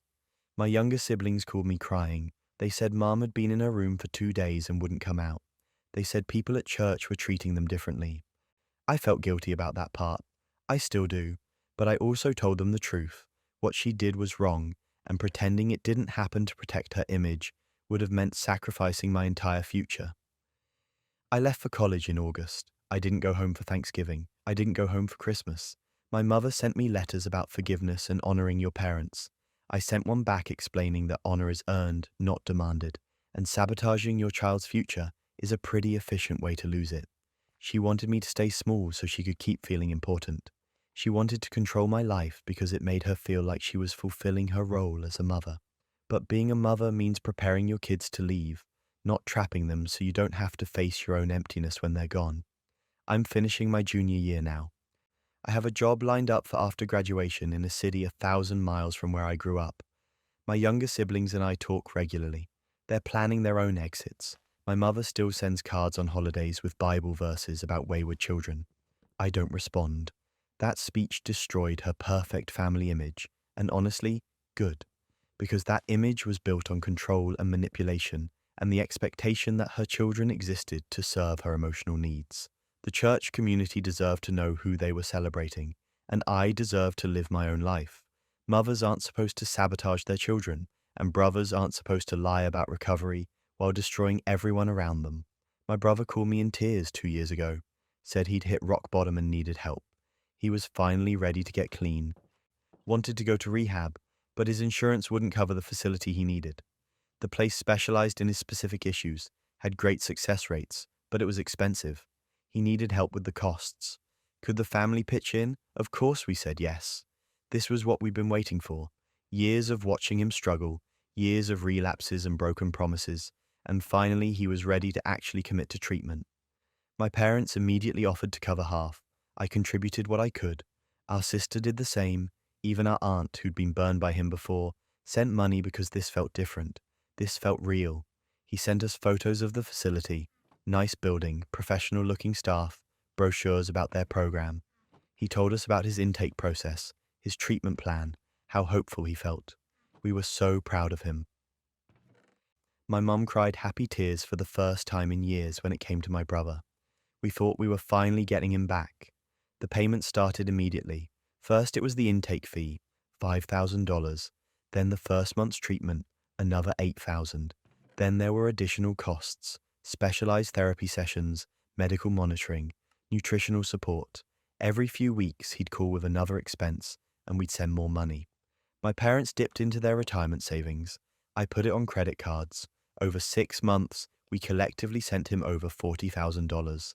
I wanted to believe it so badly that I ignored the red flags. He'd call from rehab, but there was always noise in the background that didn't sound like a treatment facility. Music, laughter. Once I swear I heard slot machines. He'd explain it away, say they were doing an outing or the staff was having a party in another wing. I believed him because I wanted to. Then my friend tagged him in a photo on social media. My brother, who was supposed to be in intensive inpatient treatment, was at a nightclub downtown, in the photo from 3 days ago. I stared at that picture for probably 10 minutes, trying to make it make sense. Maybe it was an old photo my friend had just posted? But no, the date stamp was clear, and I recognized the outfit. He'd done a video call with my mom that same week wearing that exact shirt. I started digging through his social media. He'd been careful, had most of his posts set to private, but mutual friends had tagged him in things. Parties, bars, casinos, all within the last 6 months, all while he was supposedly in lockdown rehab, working on his sobriety. I felt sick. I called my sister and showed her the photos. She found more. Our brother hadn't been in rehab at all. He'd been living it up on our money, partying while we sacrificed our savings to fund what we thought was his recovery. But that wasn't even the worst part. I hired a private investigator. I needed to know exactly what he'd been doing with $40,000. The PI came back with a report that made me wish I'd stayed ignorant. My brother had never contacted any rehab facility. The photos he'd sent us were stock images from treatment center websites. The receipts were fabricated using basic photo editing software. The money had gone to drugs, gambling, and something I didn't expect. He'd been running online scams, specifically targeting elderly people. The PI found evidence of multiple fake charity websites, phishing schemes, and romance scams. My brother had been posing as various people online, building relationships with lonely seniors, then asking for money for fake emergencies, medical bills, car repairs, helping a grandchild in trouble. He'd stolen thousands from people who could barely afford it. The bank statements showed casino transactions almost daily, purchases from drug dealers that were barely disguised as legitimate businesses, and payments to web hosting services for his scam sites. Our money, the money we'd scraped together thinking we were saving his life, had funded him destroying other people's.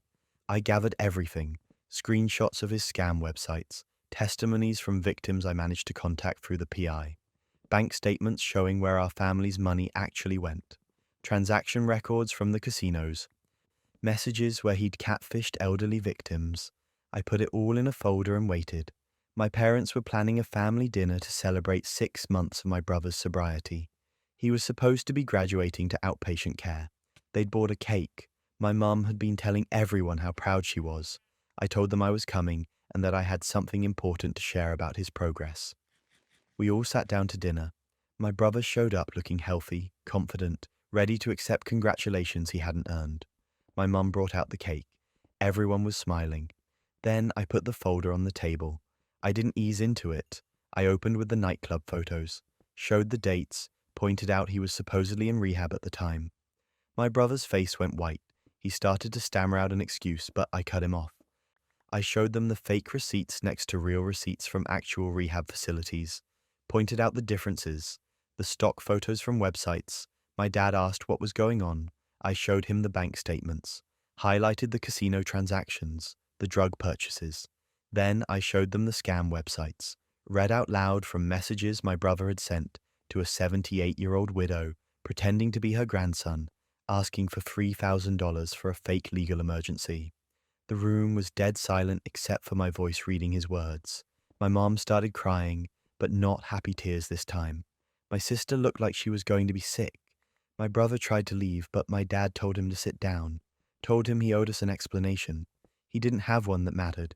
He admitted everything, said he'd needed the money, that he'd meant to stop, but it was too easy. The scams were working. People were sending him money. The casinos kept pulling him back. He'd tell himself he'd quit after one more score, pay us back, make it right. But he never did. I told him I'd already contacted the authorities, turned over evidence of the wire fraud. The scams targeting the elderly were federal crimes. He'd be arrested. My dad didn't try to stop me. My mom just sat there crying. My brother begged, said we were family. We couldn't do this to him. But he'd already done it to us. He'd stolen from us, lied to us, used our love and hope against us, and he'd hurt innocent people in the process. The arrest happened 3 days later. Wire fraud, multiple counts. The evidence was overwhelming because he'd been sloppy, kept records of everything on his laptop. The prosecution had victims willing to testify, elderly people he'd manipulated and stolen from. One woman had sent him her rent money thinking she was helping someone in need. Things went from bad to unhinged when we found out how many victims there actually were. The prosecutors identified over 30 people he'd scammed in various ways. The total amount stolen was over $100,000. Our $40,000 was just part of his operation. He pleaded guilty, got 7 years federal prison. There was a restitution order, but he didn't have anything to pay back with. The court tried to recover funds, but most of the money was gone, gambled away, spent on drugs, vanished into the lifestyle he'd built on lies. I worked with victim services to help coordinate restitution efforts. Used my own money to partially reimburse some of the elderly victims, the ones who'd lost the most. It wasn't much. It didn't come close to covering everything, but it was something. My family's savings were destroyed. My parents' retirement fund was gutted. I'm still paying off the credit cards I maxed out for his fake treatment. My sister had to delay buying a house. The financial damage will take years to recover from, but the emotional damage is permanent. My mum doesn't talk about him anymore. My dad says he doesn't have a son. The family photos in their house, he's been cut out of most of them. When he calls from prison, nobody accepts the charges. I get letters sometimes. He's sorry. He's actually clean now, forced sobriety in prison. He understands what he did. He wants another chance when he gets out. I don't read past the first paragraph anymore. Just throw them away. There's a part of me that still grieves the brother I thought I had, the person I thought existed underneath the addiction. But I don't think that person was ever real. The brother I knew was always a con artist. I just didn't want to see it. The worst part is knowing we enabled it. Every time we bailed him out, every time we believed another story, we were funding the next lie. Our love made us easy marks. He knew exactly what to say to make us open our wallets, and we fell for it every single time until the evidence was so overwhelming we couldn't deny it anymore. The family isn't the same. We don't do dinners anymore. Holidays are tense. Nobody wants to talk about what happened, but it's always there, hanging over everything. The empty space where $40,000 used to be, the broken trust, the knowledge that someone we loved was willing to destroy us financially and emotionally for his next high or his next bet. While some people lie about where they are, others rehearse whole futures with people who aren't supposed to be in them. I left work early on a Thursday. My boss had sent everyone home because the air conditioning died and the office was hitting 90 degrees. I texted my fiancé that I was heading back but got no response, which wasn't unusual. He was probably in a meeting or had his phone on silent. I figured I'd surprise him, maybe order takeout, make it a nice, unexpected evening together. When I pulled into our driveway, I noticed another car parked on the street. Didn't recognize it. But our neighborhood had plenty of visitors, so I didn't think much of it. I walked up to the front door and heard voices coming from inside. My fiancé's voice and someone else's. I almost called out that I was home, but something stopped me. The tone was off, intimate in a way that made my stomach twist. I opened the door quietly and could see into the living room from the entryway. My fiancé was standing in front of the couch, holding hands with someone I'd never seen before. They were facing each other like they were at an altar, and then I heard it. My fiancé started speaking in that voice he used when he was being vulnerable, the one I thought was reserved for serious conversations with me. He said, "Alex, from the moment I met you, I knew my life had changed. You make me want to be better, braver, more honest about who I really am. These past months with you have shown me what it means to truly connect with someone." I stood frozen in the doorway. Alex was crying, actual tears streaming down their face, smiling like this was the most beautiful thing they'd ever heard. My fiancé continued with these vows, talking about building a future together, about honesty and authenticity, about finding real love when you least expect it. Every word was a knife. These were wedding vows. Our wedding was in 2 months. We'd been together for 4 years. I pulled out my phone with shaking hands and started recording. I don't know why that was my first instinct, but some rational part of my brain knew I needed evidence of what I was seeing because it was so surreal, I could barely process it. My fiancé kept going. He talked about inside jokes I'd never heard, moments they'd shared that I knew nothing about, promises about a life together that sounded nothing like the future we'd been planning. Alex was laughing now through the tears, saying they couldn't believe this was real, that they'd been so scared he wouldn't actually go through with it. That's when I walked in, just stepped into the living room doorway and said, "Go through with what exactly?" The room went silent. My fiancé dropped Alex's hands like they were on fire. His face went from this open, emotional expression to complete panic in about half a second. Alex turned around and just stared at me, clearly trying to figure out who I was and why I had a key to the apartment. I held up my phone, still recording, and asked if he wanted to explain what I'd just witnessed. He started stammering, saying it wasn't what it looked like, that Alex was just a friend from work helping him rehearse his vows for our wedding that was supposedly still happening in 8 weeks. I asked why he was using someone else's name if he was rehearsing vows for me. Why the vows mentioned moments we'd never shared. Why Alex looked like they were attending their own proposal. He didn't have an answer for that. Just kept saying I'd misunderstood, that I was overreacting, that he could explain if I'd just calm down. Alex, to their credit, looked horrified once they realized I was the fiancé. They started apologizing, saying they didn't know, which made my fiancé immediately snap at them to stop talking. That's when I knew for certain this wasn't some innocent misunderstanding. I left, grabbed my laptop and some clothes, told him not to contact me, and went to my sister's place.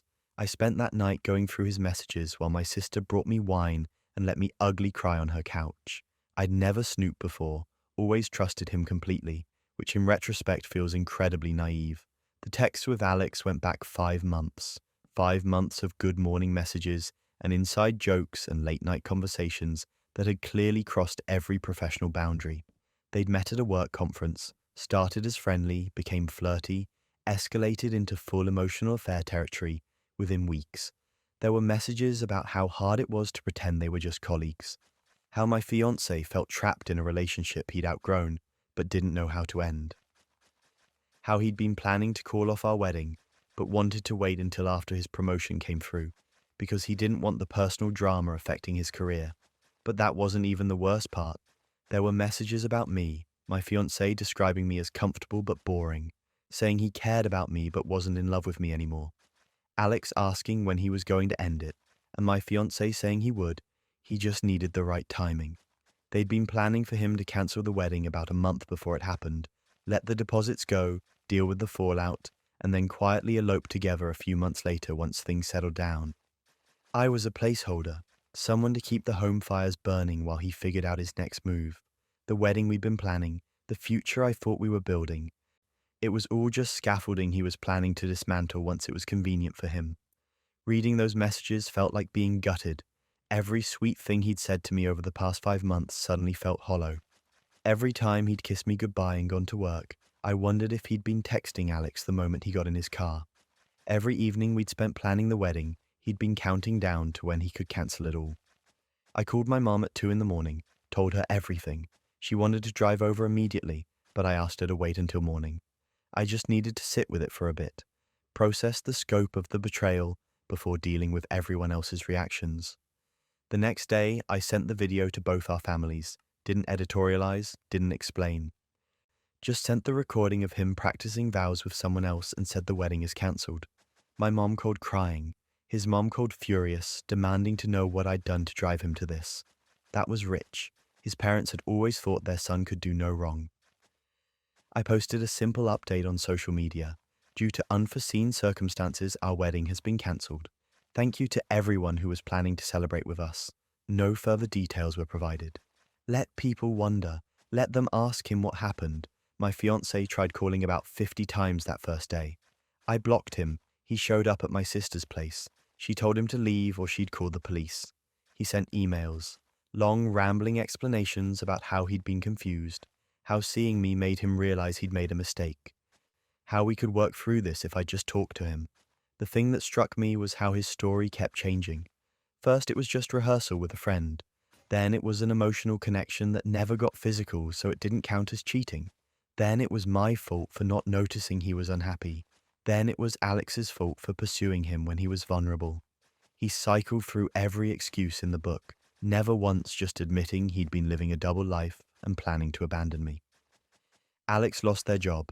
Turns out the company had strict policies about workplace relationships, especially ones that involved deception and affected team dynamics. My ex-fiancé tried to protect them, claimed it was all his fault, but HR had the text messages. They'd both been using company time and resources for personal drama. Alex was let go within a week. My ex didn't get fired, but his promotion got shelved indefinitely. Turns out upper management doesn't love finding out you've been conducting an affair with a subordinate and lying about your relationship status. He went from golden boy to office pariah pretty quickly.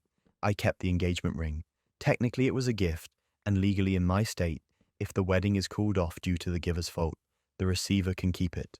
His mother demanded it back.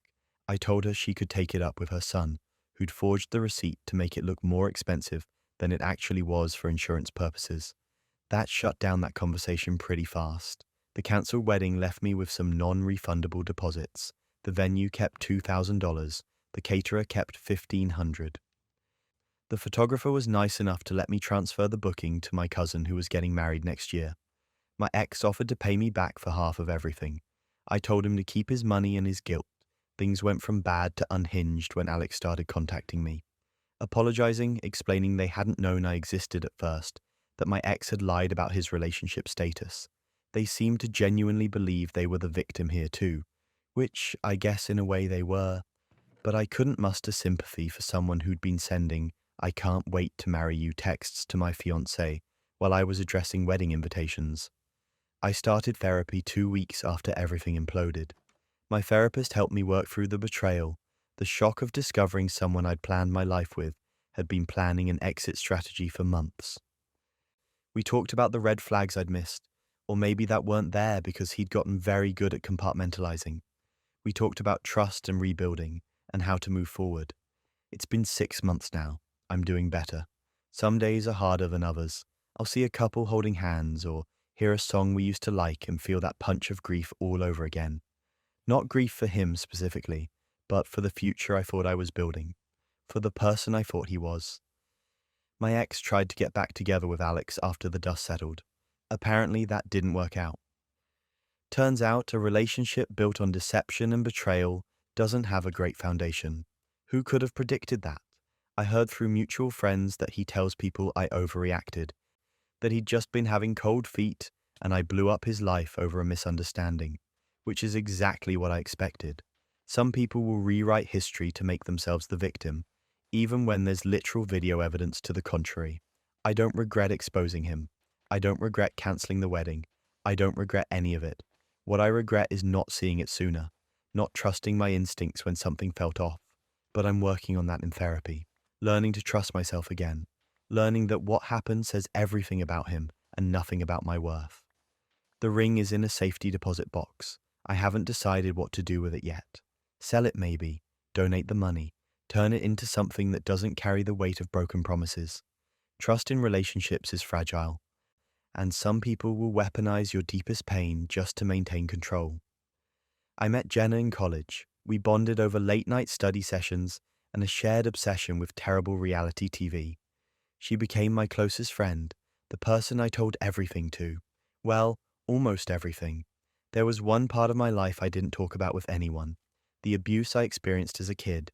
Physical, emotional, the kind of stuff that leaves marks you can't see but feel every day. I'd been in therapy for years trying to process it, but I'd never spoken about it outside that office. Until I told Jenna. We were having one of those deep 3 a.m. conversations where exhaustion makes you honest. She'd been talking about her own family stuff, nothing too heavy, and I just felt safe enough to share. I told her about my childhood, about what my stepfather had done, about the years of walking on eggshells and hiding bruises and pretending everything was fine. I cried while I told her. She held my hand and said she was honored I trusted her with something so painful. She promised she'd never repeat it, that it was safe with her. For months, everything seemed normal. We hung out constantly, had the same friend group, went to parties together. Jenna was charming, funny, the kind of person who could work a room. Everyone loved her. I loved her. I thought I'd found a best friend for life. Then I started noticing small things. Money I'd lent her that she kept forgetting to pay back. Lies about where she'd been or who she'd been with. Little inconsistencies that didn't quite add up. She'd tell our friend group one version of a story and me a different one. Nothing huge, just enough to make me question whether I really knew her as well as I thought I did. We had a disagreement about something stupid. I don't even remember what started it. We were at a mutual friend's birthday party, and Jenna had been drinking. I called her out on something, some lie she'd told about her job that I knew wasn't true. She got defensive. I pushed back. And then she snapped. In front of everyone at the party, Jenna looked at me and said, "At least I don't have daddy issues so bad I let my stepdad beat the crap out of me for years." She used specific details, things I'd told her in confidence, the kind of graphic, personal information that was meant to stay between us. She said it loud enough that conversations around us stopped. People turned to stare. I felt like I'd been physically hit. The room spun. I couldn't breathe. Everyone was looking at me, and Jenna was just standing there with this satisfied smirk like she'd won the argument. I grabbed my stuff and left without saying a word. I heard people asking what just happened, heard Jenna laughing it off, saying I was being dramatic. I made it to my car before I started shaking so hard I couldn't drive. I sat in that parking lot for an hour trying to process what had just happened. My closest friend had taken the most painful part of my life. something I trusted her with, and used it as a weapon to humiliate me in public. She'd exposed my trauma to a room full of people for the sake of winning a petty argument, and she'd done it with details, with specifics designed to cause maximum damage. That's when I decided I wasn't going to just walk away quietly. I went home and I started digging. If Jenna was willing to betray me that completely, I wanted to know what else she'd been lying about. I went through old text conversations, social media posts, anything I could find, and the more I looked, the more I found. She'd been lying about her job for months, told everyone she worked in marketing at this prestigious firm. She didn't. She'd been fired 6 months earlier and was doing freelance work while pretending she still had the corporate position. She'd borrowed money from at least 4 people in our friend group, small amounts, $50 or $100 here and there, and never paid anyone back. When I added it up, she owed nearly $2,000 collectively. But that wasn't even the worst part. I found screenshots, messages she'd sent to other people about our mutual friends, cruel, vicious things. She'd called one friend fat and desperate behind her back. She'd told someone else that another friend's boyfriend was cheating, which wasn't true, just to stir up drama. She'd been systematically talking trash about everyone in our group while playing the sweet, supportive friend to their faces. I wasn't the only person she'd betrayed. I was just the first one to find out. I spent 2 days organizing everything: screenshots, payment requests she'd ignored, testimony from people she'd borrowed money from. I also reached out to 3 people who'd been at the party and asked if they'd be willing to confirm what Jenna had said about my trauma. All 3 agreed. They'd been horrified by it too, just hadn't known what to say in the moment.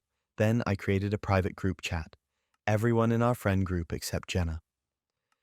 About 15 people total. I sent a message explaining that I needed to share something important, and I understood if people didn't want to get involved, but they deserved to know who they were trusting. I laid it all out, started with what she'd done to me at the party, included the witness statements from people confirming the trauma weaponization. Then I shared the evidence of her lies, the job she didn't have, the money she owed, the screenshots of her talking about them behind their backs. I didn't editorialize, just presented the facts with timestamps and receipts. The response was immediate. People were furious. Some had suspected she was lying about things, but hadn't wanted to accuse her without proof. Others had no idea and felt completely betrayed. The friend she'd called fat started crying, according to someone else in the chat. The one whose relationship she'd tried to sabotage was livid. What happened next? Nobody saw it coming. The group chat turned into a coordination effort. People comparing notes about her behavior, sharing their own stories of times she'd lied or manipulated situations. It became clear that Jenna had been playing all of us, using information we shared in confidence to leverage herself into positions of power within the group dynamic. Someone confronted her directly, sent her screenshots of the group chat, and told her she was no longer welcome at any group events. Jenna tried to defend herself, said I was lying, that the screenshots were fake, that everyone was overreacting, but there were too many receipts, too much evidence. Too many people who'd independently experienced her manipulation. Her boyfriend, who was part of the friend group, broke up with her after seeing the messages where she'd called his sister trashy. Other friends blocked her on social media. She got uninvited from a trip we'd all planned together. Within a week, she went from being the center of our social circle to completely ostracized. She tried to apologize to me specifically, sent a long text about how she was drunk and didn't mean it, how she valued our friendship, how she'd do anything to make it right. I read it and deleted it without responding. You don't weaponize someone's childhood abuse in a moment of anger unless that cruelty was already inside you, waiting for an excuse to come out. The friend group essentially split. Most people sided with me, and the others she'd hurt. A couple of her closer friends tried to stay neutral at first, but eventually drifted away when they realized the extent of her lies. Jenna ended up isolated, cut off from the entire social network she'd spent years cultivating.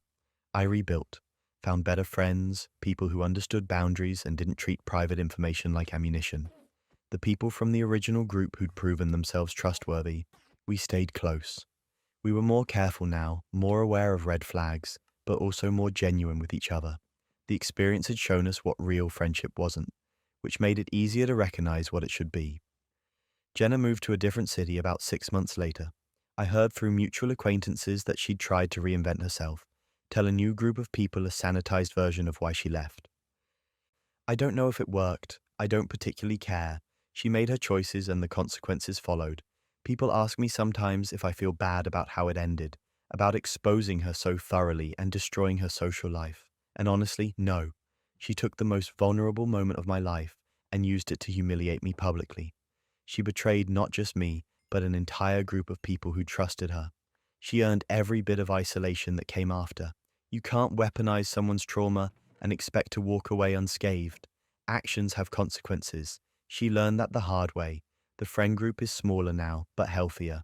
We check in on each other, actually listen, actually show up. Nobody's perfect, but at least we're not actively cruel. At least we understand that some lines, once crossed, can't be uncrossed. And the line between having someone's back and stabbing them in it isn't actually that blurry. Jenna just chose to pretend it was. Betrayal in friendship stings, but discovering your partner's entire existence was a fabrication is a different level of devastation. My partner traveled for work constantly, like 2 weeks out of every month constantly. It had been our routine for the 3 years we'd been together. I'd gotten used to the goodbyes at the airport, the nightly video calls from hotel rooms, the weekend trips to make up for lost time. It wasn't ideal, but the job paid well, and we were saving for a house. Or at least, that's what I thought we were doing. The first inconsistency I noticed was small. My partner mentioned staying at a Marriott downtown, but when I sent flowers to the room as a surprise, the hotel said they had no guest under that name. My partner laughed it off, said they'd given me the wrong hotel name, that work had changed the booking last minute. It was a reasonable explanation. I didn't think much of it. Then I was doing our joint credit card statement for taxes and noticed charges from restaurants and stores in cities my partner had never mentioned visiting. When I asked about them, the answer was always the same: work dinners, last-minute detours, client meetings in unexpected locations. Again, reasonable. But the explanations were starting to pile up, and my gut was telling me something was off. I started paying closer attention. My partner would say they were in Chicago, but the background noise during our video calls sounded residential, not like a hotel. No maid service interrupting. No sound of people in hallways, just quiet apartment ambiance. And the camera angle was always the same, like the calls were happening from the same room every time, not different hotels across different cities. I felt crazy for even thinking it, but I couldn't shake the feeling that I was being lied to. So I did something I never thought I'd do. I hired a private investigator, gave them my partner's travel schedule, credit card statements, everything I had. I told myself if I was wrong, I'd apologize to the universe for being paranoid and never doubt again. The investigator called me 3 weeks later and asked if I could come to their office in person. They didn't want to discuss the findings over the phone. That's when I knew it was bad. The report was devastating. My partner wasn't staying in hotels. My partner was living in an apartment in another city with someone else. Not just visiting, living. The investigator had photos of them grocery shopping together, walking a dog together, having dinner with what looked like the other person's family. There were screenshots from social media accounts I'd never known existed, accounts where my partner was in a relationship with this other person, posted anniversary photos, couple selfies, the works. My partner had been maintaining 2 complete relationships for over 2 years. 2 lives, 2 homes, 2 partners who had no idea the other existed. The business trips were real, but they were structured to allow time in both cities. A week with me, a week with them, back and forth, over and over. An entire double life built on a foundation of logistics and lies. I sat in that investigator's office staring at photos of my partner, kissing someone else, celebrating holidays I thought we'd spent apart because of work, living a whole separate existence, and I felt like my entire reality had been a fabrication. Everything I thought I knew about my relationship, about my future, about the person I loved, it was all based on carefully constructed deception. I didn't confront my partner right away. I was too angry, and I knew if I called, I'd just scream and they'd have time to spin another story. Instead, I did what any rational person drowning in betrayal would do. I contacted the other person. I found them on the social media accounts the investigator had uncovered.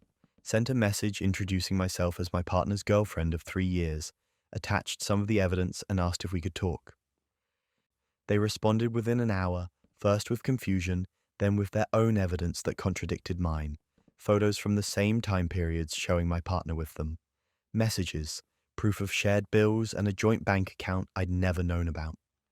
We got on a video call and just stared at each other for a solid minute before either of us spoke. They were just as devastated as I was. They'd had no idea I existed. They thought they were in a committed relationship heading toward engagement. They'd met my partner's co-workers, or at least people my partner claimed were co-workers. They'd been to company events. Everything had seemed legitimate. And here's where it gets absurd. We realized my partner had been using work travel as cover, but had also been faking aspects of the job to both of us. Telling me about business trips that were actually time spent with them. Telling them about business trips that were actually time spent with me. The entire career narrative was structured around maintaining the double life. We compared notes for hours. The lies were so intricate, so detailed. My partner had memorized schedules, kept track of what they'd told each of us, maintained separate phone numbers, separate email addresses, separate entire identities. The level of effort required to sustain this for 2 years was actually impressive in the most horrifying way possible. The other person, let's call them Sam, was just as angry as I was. We made a decision that night. We weren't going to just break up with our partner quietly. We were going to make sure there were consequences for what they'd done. My partner had a big company event coming up in 2 weeks, an awards ceremony where they were being recognized for sales performance. Sam and I coordinated. We both showed up, walked in together, found our partner sitting at a table with colleagues, smiling and accepting congratulations. The look on their face when they saw both of us walking toward them was something I'll remember forever. Pure panic.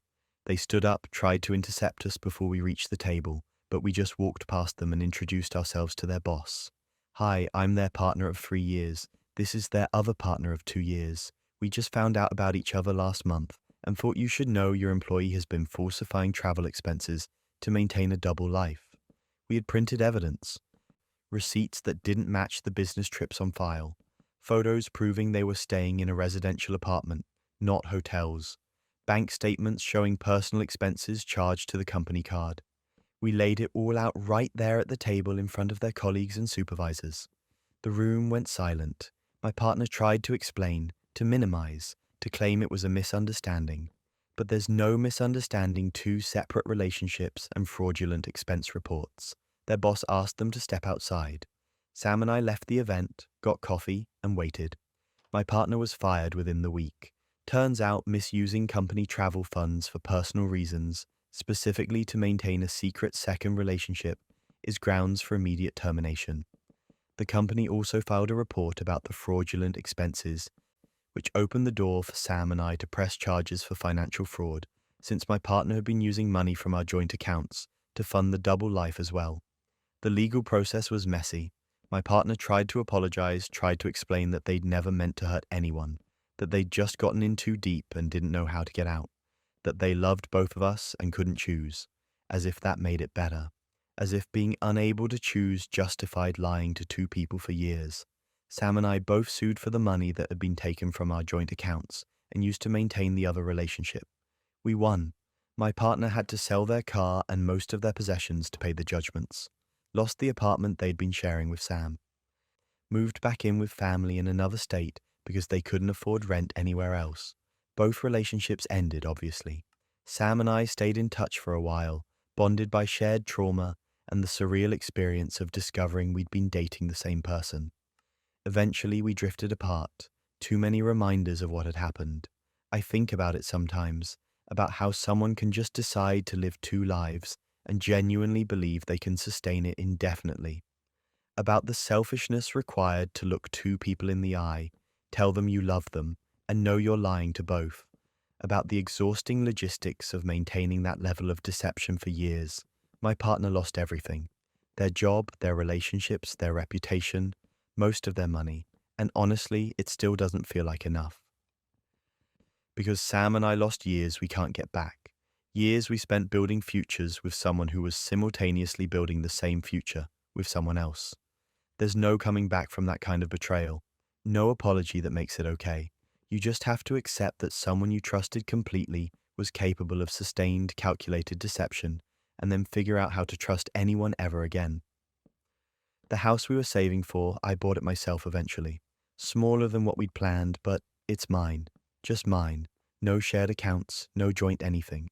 Just a place where I know exactly who's supposed to be there and why. Sometimes the mystery isn't who betrayed you, but who's been loving you from the shadows without you ever knowing. I came home from work on a Tuesday to find my mailbox stuffed with envelopes. Not bills or junk mail, but actual letters, handwritten addresses, real stamps, the kind of mail nobody sends anymore. All of them were addressed to me, but the return address had a name I'd never heard before. Daniel Torres. I carried the stack upstairs, confused, wondering if this was some elaborate scam or marketing campaign. I opened the first letter and immediately felt like I was intruding on something private. It started with my love and went into this achingly beautiful description of a day spent at the beach, watching the sunset, talking about dreams and futures. It referenced inside jokes I'd never made, memories I'd never experienced, moments that had never happened to me.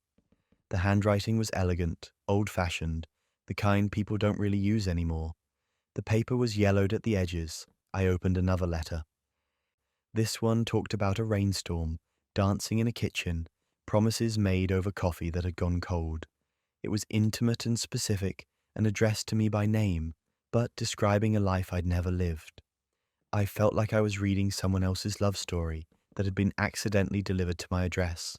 By the fourth letter, I noticed the postmark dates. They were from the 1980s, over 30 years old. These letters had been lost somewhere in the postal system for decades, and somehow, through some clerical error or rediscovered mail bin, had all been delivered to me at once. But here's the thing. My name isn't common, but it's not unique either, and my mother had the same first name as me.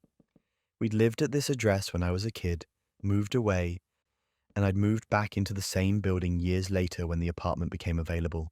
It was sentimental. I liked the continuity. I pulled out my birth certificate and checked my mother's full maiden name. Then I looked at the letters again. They weren't addressed to me. They were addressed to her, to my mother at this address from before she married my father, from before I existed. My mother had passed away 2 years earlier. Cancer. We'd been close, or I thought we had been.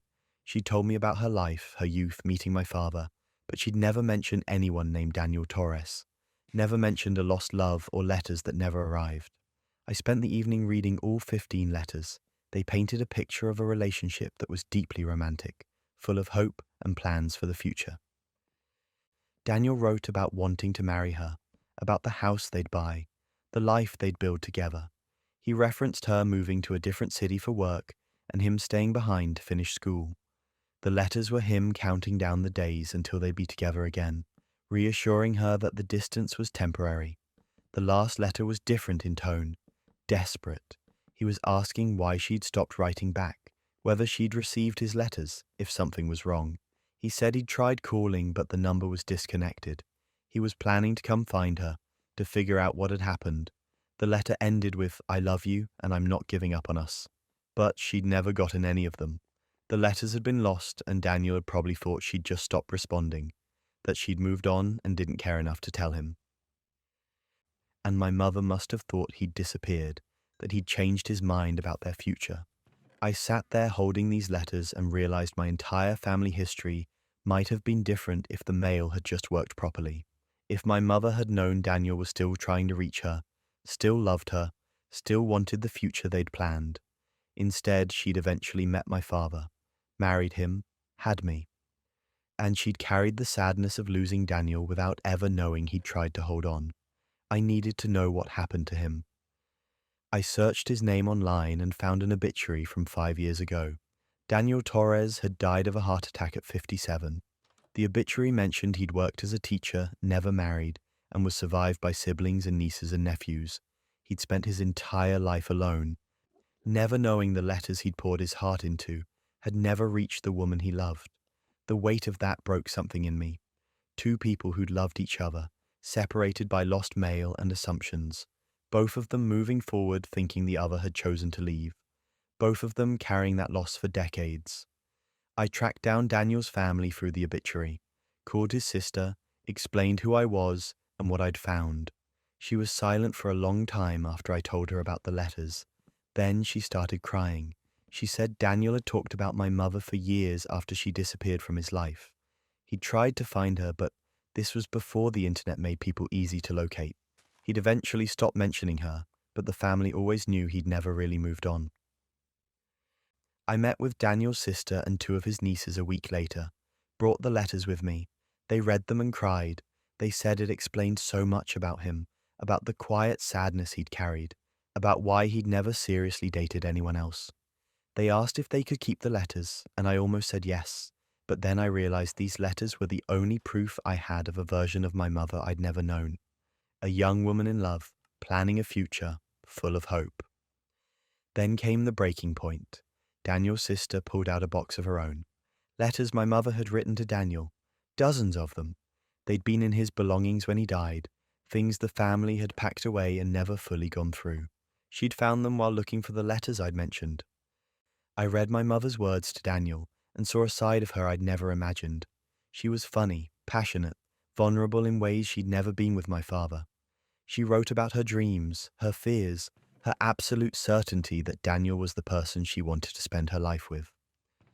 The last letter was dated 2 weeks before the letters from Daniel would have started arriving if they hadn't been lost. She was telling him she loved him and counting down the days until they'd be together again. And then nothing. The letters stopped because she'd never heard back. She must have thought he'd changed his mind, that the distance had killed what they had, so she'd stopped writing too. Two people desperately in love, both trying to reach each other, and the mail system destroying their entire future. It felt cosmically unfair. Daniel's family let me keep my mother's letters, said it felt right that her daughter should have them. We talked about our parents, about the people they'd been before life and loss had changed them, about how different everything might have been if a few pieces of mail had reached their destinations. I went home with 2 boxes of letters, proof of a love story that never got its ending, proof that my mother had a whole chapter of her life I'd known nothing about. I understood now why she'd always seemed a little sad, even in happy moments, why she'd sometimes stare out windows with this distant expression. She'd been mourning something she thought she'd lost by choice, never knowing it had been taken from her by chance. I thought about my own existence. If those letters had arrived, if my mother and Daniel had gotten their future, I wouldn't be here. My life was built on the foundation of their lost connection. It was a strange thing to process, being grateful for my existence while mourning the love story that had to die for it to happen. I keep both sets of letters in a wooden box on my shelf. Sometimes I read them and imagine the alternate timeline where they found each other again, where they got their happy ending, where two people who loved each other didn't spend decades thinking they'd been abandoned. The Postal Service eventually sent me a letter explaining the delivery error. The letters had been in a damaged mail bag that had fallen behind equipment in a sorting facility in the 80s. During a renovation, they'd found the bag and processed everything inside, delivering decades-old mail to current addresses, a bureaucratic explanation for a tragedy. I never told my father about the letters. He passed away last year and he'd loved my mother in his own way. He didn't need to know he'd been the second choice, the consolation prize after the mail system destroyed her first chance at happiness. Some truths don't make anything better. But I think about Daniel and my mother sometimes, about love that survives distance and time, but not the failure of basic infrastructure. About how many love stories have ended, not because people stopped caring, but because the mechanisms we rely on to stay connected failed. The letters are a reminder that the life you end up with isn't always the life you dreamed of. That sometimes the best love stories don't get happy endings. That my mother carried a secret heartbreak her whole life and never once let it make her bitter or closed off. She loved my father, raised me, built a good life, but part of her was always waiting for letters that had already been written but would never arrive in time. Some secrets reveal unexpected love stories, but others expose calculated humiliation designed to destroy you. My partner of 2 years started acting weird about a month ago, cold, distant, picking fights over nothing. I tried to talk about it, asked if something was wrong, if I'd done something to upset them. They kept saying everything was fine, that I was imagining things, but the shift was obvious. We went from texting throughout the day to hours of silence. Date nights became tense and awkward. I felt like I was losing them but had no idea why. Then came the public breakup. We were at a restaurant, nothing fancy, just our usual weekend dinner spot. Halfway through the meal, my partner stood up and started yelling, loud enough that the entire restaurant turned to look. They said I was controlling, that I monitored their phone, that I was obsessive and jealous, and they couldn't take it anymore. They called me manipulative, said they'd been trying to end things for weeks, but I wouldn't let them go. None of it was true. I sat there frozen while they delivered this whole speech, their voice shaking with emotion that seemed so genuine. Other diners were staring. Some looked sympathetic toward my partner, like I was the villain in this scenario. I tried to respond, to defend myself, but my partner just grabbed their coat and stormed out, leaving me sitting there alone with everyone watching. I paid the bill with shaking hands and left. I noticed a couple of people at nearby tables had their phones out, but I was too humiliated to process what that meant in the moment. I just wanted to disappear. The next few days were a blur. My partner blocked me on everything. Mutual friends started acting weird, distant. I felt like I was going crazy. I kept replaying the restaurant scene, trying to figure out what I'd done to deserve that kind of public humiliation. I questioned everything about our relationship, wondering if I really had been controlling without realizing it. Then I got a message from someone I barely knew, a friend of a friend. They sent me a link to a group chat screenshot, and that's when everything clicked into place.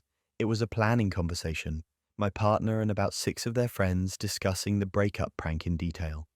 They'd been plotting it for weeks. The whole thing was staged for social media content. They were going to let me suffer for a few days, then post a reveal video showing it was all fake, complete with footage of my reaction at the restaurant. The plan was to go viral, get views, laugh about how devastated I looked. The messages were vicious. My partner had written, "I can't wait to see their face. It's going to be priceless." One of the friends said, "Make sure you get good angles. We need clear footage of them crying." Another joked about how gullible I was, how easy it would be to sell the performance. They'd scripted the breakup speech, rehearsed it, decided which restaurant to use based on lighting and how crowded it would be. Multiple friends had been planted at nearby tables to record from different angles. The whole thing was a coordinated setup designed to humiliate me for entertainment. Reading those messages felt like being gutted all over again. This wasn't a relationship ending because of real problems. This was someone I loved, someone I'd trusted completely, treating my emotions like content, like my pain was a prop in their sad little bid for internet fame. But here's the thing, I'd suspected something was off even before the restaurant scene. The sudden personality change, the manufactured arguments, the way my partner kept steering conversations toward topics that would make me seem possessive when I responded normally. So I'd started recording our conversations. Not constantly, just when things felt particularly strange. I had a small recording device I'd keep in my pocket during discussions about our relationship. I had everything. Audio of my partner and their friends planning the prank at a hangout I wasn't invited to, but that happened at our shared apartment while I was out. They'd forgotten I had a security camera in the living room with audio. I had them laughing about how destroyed I'd be, how good the content would be, how many followers they'd gain from this. I also had recordings from the days leading up to the restaurant scene. My partner deliberately starting arguments, trying to bait me into saying things that would sound controlling out of context. Me repeatedly asking what was wrong and them lying to my face, saying everything was fine while knowing they were setting me up for public humiliation. I spent 2 days compiling everything, the group chat screenshots that had been sent to me, the audio recordings, the security footage. I edited it into a timeline showing exactly how the prank was planned and executed. Then I wrote a simple caption explaining what had happened, that my partner and their friends had staged a public breakup as a prank for social media clout, that I'd been humiliated deliberately for views, and that here was the evidence of the entire scheme. I posted it everywhere, tagged everyone involved, my partner, all the friends who participated, the people who'd filmed at the restaurant. I made sure their faces and usernames were clearly visible. Then I sat back and watched what happened. The response was immediate and overwhelming. People were outraged. The video started spreading, first through our mutual circles, then beyond. Strangers were commenting about how cruel and manipulative the whole thing was. People shared their own stories of being humiliated for content. The outrage built and built. My partner tried to do damage control, posted an apology saying it was just a joke that went too far, that they never meant to actually hurt me. But the evidence was right there. Audio of them laughing about my pain, messages planning every detail of my humiliation. You can't claim you didn't mean to hurt someone when there's a recording of you saying you can't wait to see them cry. Their friends started deleting their social media accounts as the harassment ramped up. People were finding their workplaces, their schools, leaving reviews and comments about what they'd done. I didn't encourage any of that, but I also didn't stop it. They'd wanted to go viral. They just hadn't expected it to be as the villains. What happened next? Nobody saw it coming. The restaurant footage that was supposed to be their viral content got leaked by one of the friends trying to distance themselves from the fallout. It showed the planted friends with their phones out, recording me, zooming in on my face. You could see them trying not to laugh. It was damning, proof that this wasn't some impulsive prank, but a calculated setup. My partner lost their job. They worked in social media marketing, and their employer decided someone who'd pull a stunt like this didn't represent their company values. Several of the friends faced consequences too.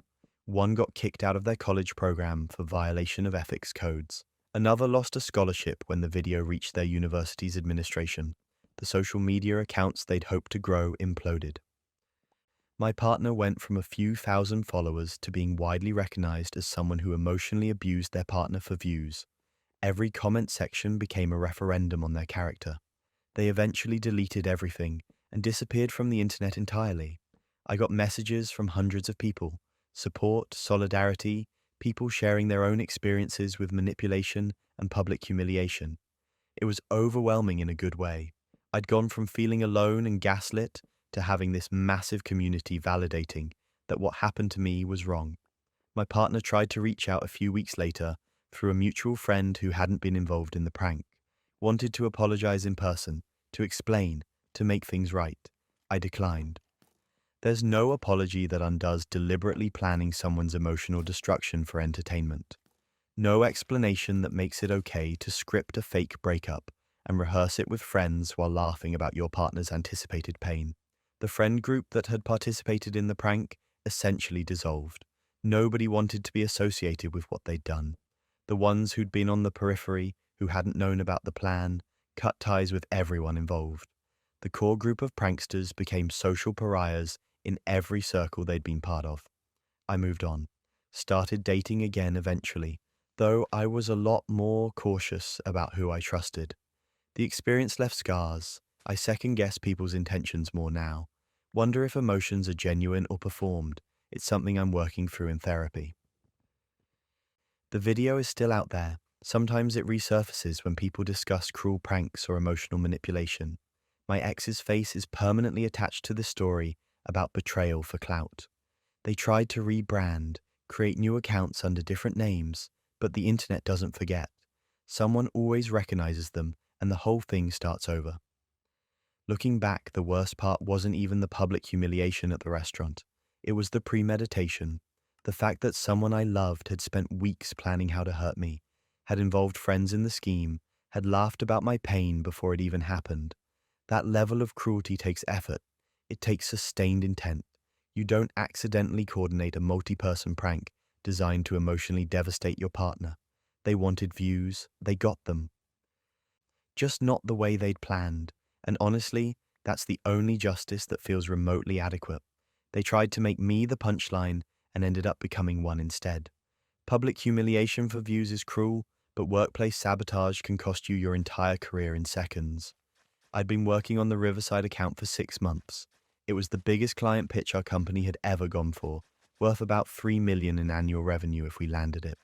My manager had put me in charge of the entire proposal, the presentation deck, the cost analysis, everything. I worked nights and weekends getting it perfect. The presentation was scheduled for 9 a.m. on a Friday, and by Thursday evening I was ready. Everything was polished, backed up on the shared drive, good to go. I left the office around 7 that night feeling confident. Got home, had dinner, went to bed early so I'd be sharp for the presentation. My phone rang at 11 p.m. It was my manager, and I could hear the panic in his voice before he even said anything. He told me to check my email immediately. I opened my laptop and saw the message from our IT department. There had been an issue with the shared drive. Multiple files had been corrupted or deleted. They were working on recovery, but couldn't make any promises about timeline. My stomach dropped. I logged into the drive and my entire project folder was gone. 6 months of work vanished. I called IT directly. They told me the files had been deleted around 9 p.m., about 2 hours after I left the office. The automatic backup that should have preserved everything had somehow also been corrupted. They used a lot of technical language I didn't fully understand, but the bottom line was clear. My presentation materials were gone, and they couldn't recover them in time for the morning meeting. I sat there staring at my computer screen, trying not to completely lose it. Then my coworker Michelle messaged me. She'd heard about the file situation and wanted to express her sympathy. Said it was such a shame that this happened, that maybe it was a sign I'd been taking on too much responsibility, that the pressure of such a big project can make people careless with their work. Real subtle implications that this was somehow my fault. Michelle had joined the team about 8 months earlier and had been angling for more prominent project assignments ever since. She had this impressive resume, master's degree from a prestigious university, all these certifications, years of experience at top firms. Management loved her, but something about her had always felt off to me. Too polished, too perfect. I didn't respond to her message. Instead, I remembered something. I'd been paranoid about losing work ever since a laptop crash in college, so I always kept personal backups of important files on an external hard drive that I brought home with me. I grabbed it from my desk drawer and started searching. The files were there, not the absolute final version I'd saved to the shared drive that evening, but close enough, maybe 2 days behind. I made coffee, a lot of coffee, and I started rebuilding. I worked through the entire night, updating slides, double-checking numbers, recreating the minor tweaks I'd made in the final version. By 6 a.m., I had a presentation that was 95% of what I'd originally prepared. Not perfect, but good enough. I showed up to the office at 8, looking like I hadn't slept because I hadn't, and loaded everything onto my laptop. The client arrived, we went into the conference room, and I delivered the presentation exactly as planned. It went perfectly. The client loved it. We landed the account. Michelle looked shocked when I walked into that conference room with a complete presentation. She'd been standing near the IT director earlier, asking pointed questions about file recovery, making sure everyone knew how terrible the situation was. When I started presenting like nothing had happened, her face went from concerned to confused to something darker. After the client left and we were celebrating landing the account, I pulled my manager aside and told him I wanted to review the access logs for the shared drive. Something wasn't adding up about how the files got deleted. He agreed, asked IT to pull the records. The logs showed that Michelle had accessed my project folder at 8:57 p.m. the night before. She'd opened multiple files, then deleted the entire folder at 9:03 p.m. She'd then accessed the backup system, something most employees didn't even know how to do, and corrupted the automated backup. The digital fingerprints were all there, but that wasn't even the worst part. While I was going through her access history with IT, trying to understand why she'd sabotaged me, I noticed something odd in her employee file. Her credentials didn't quite match up with some of the claims on her resume. The IT director helped me do some digging, just out of curiosity at first. Her master's degree was fake. The university she claimed to have attended had no record of her ever enrolling. The certifications she'd listed, we called the issuing organizations, and none of them had her in their databases. Her previous work experience, the references she'd provided during hiring, we tracked them down and 2 of them didn't exist. The companies were real, but they had no record of anyone by her name ever working there. Michelle had fabricated essentially her entire professional background. She'd gotten hired based on credentials she didn't have, had been collecting a senior-level salary for 8 months while being completely unqualified for the position, and had apparently decided to eliminate competition by sabotaging my project when she realized I was succeeding where she was faking competence. I compiled everything, the access logs showing she'd deleted my files, the evidence that her degree was fraudulent, the fake references, the certification she'd never earned. I put it all in a folder and took it to HR and copied the board of directors. The investigation took about 3 days. Michelle was called into a meeting and confronted with the evidence. She tried to deny it at first, said the file deletion was an accident, that there must be some mistake about her credentials. But the evidence was overwhelming. The access logs showed deliberate deletion, not an accident. The universities and certification bodies confirmed she'd never completed their programs. She was fired immediately.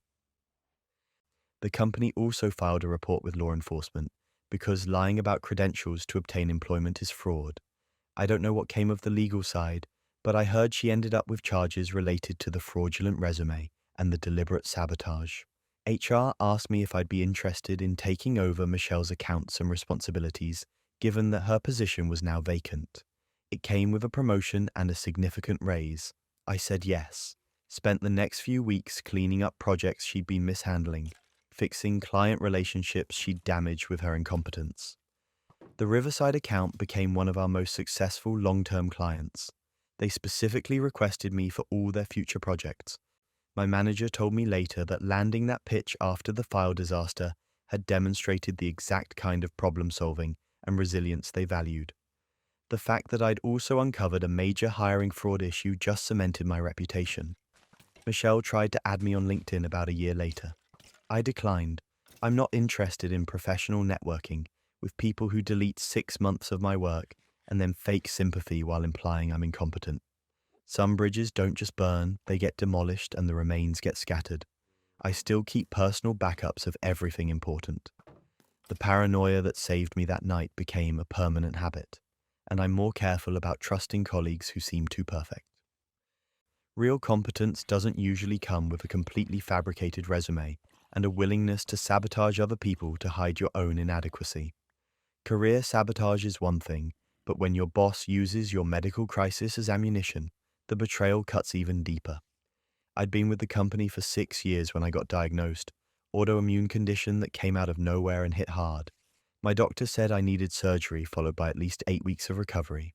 I filed for FMLA leave, provided all the medical documentation, got everything approved through HR. It was textbook, legal, protected leave. My boss signed off on it himself, told me to focus on getting better, said my job would be waiting when I got back. I had the surgery and started the long recovery process at home. It was rough. Pain, fatigue, the kind of recovery where getting out of bed feels like an accomplishment. But I was managing, doing my physical therapy, checking in with my doctor. I wasn't checking work email because I was on medical leave, and legally I didn't have to. That turned out to be a mistake. 3 weeks into my leave, a coworker I was close with texted me, asked if I was okay, said some weird stuff was happening at the office. I asked what she meant, and she said my boss had been telling people I wasn't coming back, that I couldn't handle the stress of the job anymore, that my health issues proved I wasn't cut out for the position. She'd overheard him on a call with a client, explaining that I was unreliable due to medical problems, and they'd be working with someone else going forward. I thought maybe she'd misunderstood. My boss had always been kind of intense, but never outright cruel. I asked her to keep me updated if she heard anything else. Over the next week, she sent me screenshots. My boss had sent an email to the team announcing they'd be redistributing my accounts permanently because I had ongoing health concerns that made my return uncertain. He'd CC'd HR on it, which gave it this official weight like it was a done deal. I was still on protected medical leave. I had doctor's notes saying I'd be cleared to return in 5 weeks, but he was already dismantling my position like I'd quit. Then a former colleague from another department reached out, said she'd seen a job posting for my exact role, same responsibilities, same team, posted externally. My boss was interviewing replacements while I was home recovering from surgery. I pulled up the company job board and there it was, my job, listed like I didn't exist. The anger I felt cut through the brain fog from my pain meds. This wasn't a misunderstanding or miscommunication. This was deliberate.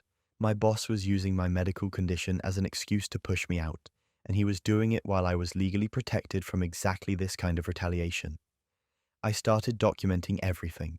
I requested copies of all emails sent about me during my leave through a friend in IT who owed me a favor. What I found was worse than I'd imagined. My boss had sent multiple messages to HR expressing concern about my ability to return to full capacity. He'd told them he thought my medical issues would be ongoing and impact my performance. He'd suggested they should start looking at contingency plans for my role. But that wasn't even the worst part. I found voicemails he'd left for clients, A co-worker who handled our phone system sent them to me. In one, my boss explicitly said I was dealing with serious health problems and probably wouldn't be returning, so the client should establish a relationship with my replacement. In another, he said my condition made me unreliable and he couldn't guarantee I'd be available for their upcoming project. He was destroying my professional reputation while I was home recovering from surgery, telling clients I was unreliable because I'd gotten sick, making my medical condition sound like a character flaw instead of a legitimate health issue. I contacted a lawyer who specialized in employment discrimination, brought them everything I had. They said I had a strong case for disability discrimination and retaliation. My boss had violated FMLA protections and had engaged in a pattern of discriminatory behavior that was well documented. They advised me to file a complaint with the EEOC and the company's legal department as soon as I was cleared to return to work. I followed their advice, spent my remaining recovery time building an airtight case. I got written statements from co-workers who'd witnessed my boss's comments. I documented every email, every voicemail, every job posting. I created a timeline showing how he'd systematically worked to replace me while I was on protected leave. When my doctor cleared me to return to work, I didn't go back to my desk. I went straight to the legal department with my lawyer and filed a formal complaint.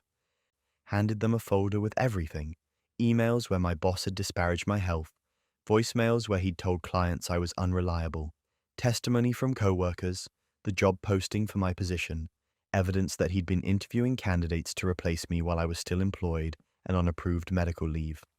The company's lawyers took one look at the documentation and their faces went pale.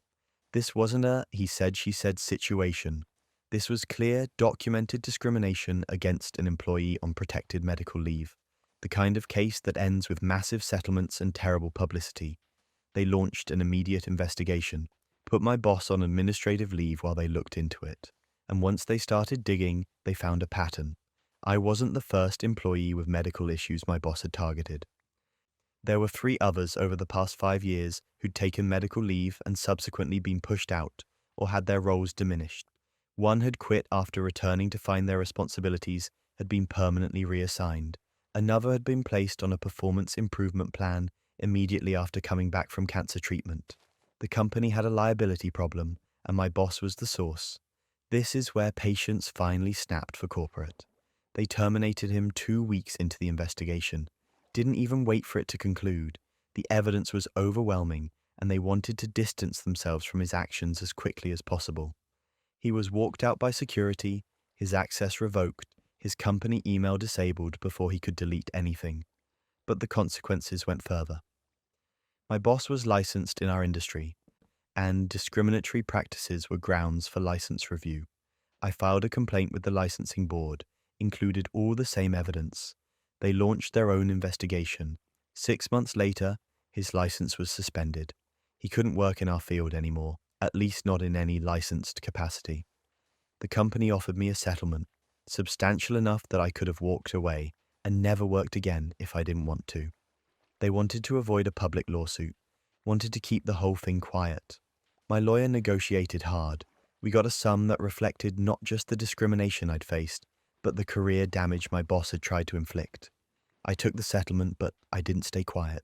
I wanted other people to know this could happen. That medical leave was supposed to be protected, but that protection only mattered if you were willing to fight for it. I started speaking about disability rights in corporate environments, talked about my experience at industry conferences, worked with advocacy groups to help other employees facing similar discrimination. My former boss tried to rehabilitate his reputation, posted on LinkedIn about lessons learned and growth. A few people in the industry felt bad for him, said everyone deserves a second chance, but most people remembered what he'd done, how he'd targeted employees at their most vulnerable, how he'd used people's health conditions against them. He never worked in our industry again. Last I heard, he was doing consulting work under a different name in a different state. Couldn't use his old professional network because too many people knew what he'd done. I think about how different things would have been if I hadn't documented everything. If I'd just come back to work, found my job dismantled, and accepted it as bad luck. How many people that happens to every day. People who don't know their rights or don't have the energy to fight while they're trying to recover from serious health issues. The system is supposed to protect employees on medical leave. FMLA exists specifically to prevent what my boss did to me, but the protection is only as good as your willingness to enforce it, and enforcement requires resources and energy that people dealing with serious health conditions often don't have. I was lucky. I had documentation, I had co-workers willing to speak up, I had the financial means to hire a lawyer. A lot of people in my situation don't have those advantages. They just lose their jobs and have no recourse. That's why I kept talking about it. Why I pushed for stronger enforcement of disability discrimination laws. Why I worked with employee advocacy groups to make sure people knew what retaliation looked like and how to fight it. Because my boss wasn't an isolated case. He was just one example of a pattern that happens constantly in corporate environments. People get sick, people need medical leave, and some managers see that as weakness, as an opportunity to push out employees they view as burdens. It's illegal, it's immoral, and it happens all the time. My boss lost his career over it, which feels like justice. But justice for me doesn't help the employees he'd already pushed out before I fought back. It doesn't help the countless others dealing with similar situations at other companies with managers who haven't been caught yet. The win felt good. Watching him face consequences felt validating. But the bigger victory is every person who hears this story and realizes they don't have to accept discrimination just because they got sick. That medical leave is a right, not a favor, and that managers who violate those rights can and should lose everything. Sweet dreams, everyone, and remember, the truth has a way of surfacing, no matter how deeply someone tries to bury it. If you've made it this far through all this chaos, you're part of something special here. Drop a comment about which story hit hardest, subscribe for more Reddit drama, and I'll see you in the next one. Sleep well, and may your own life be far less dramatic than these wild tales. Until next time.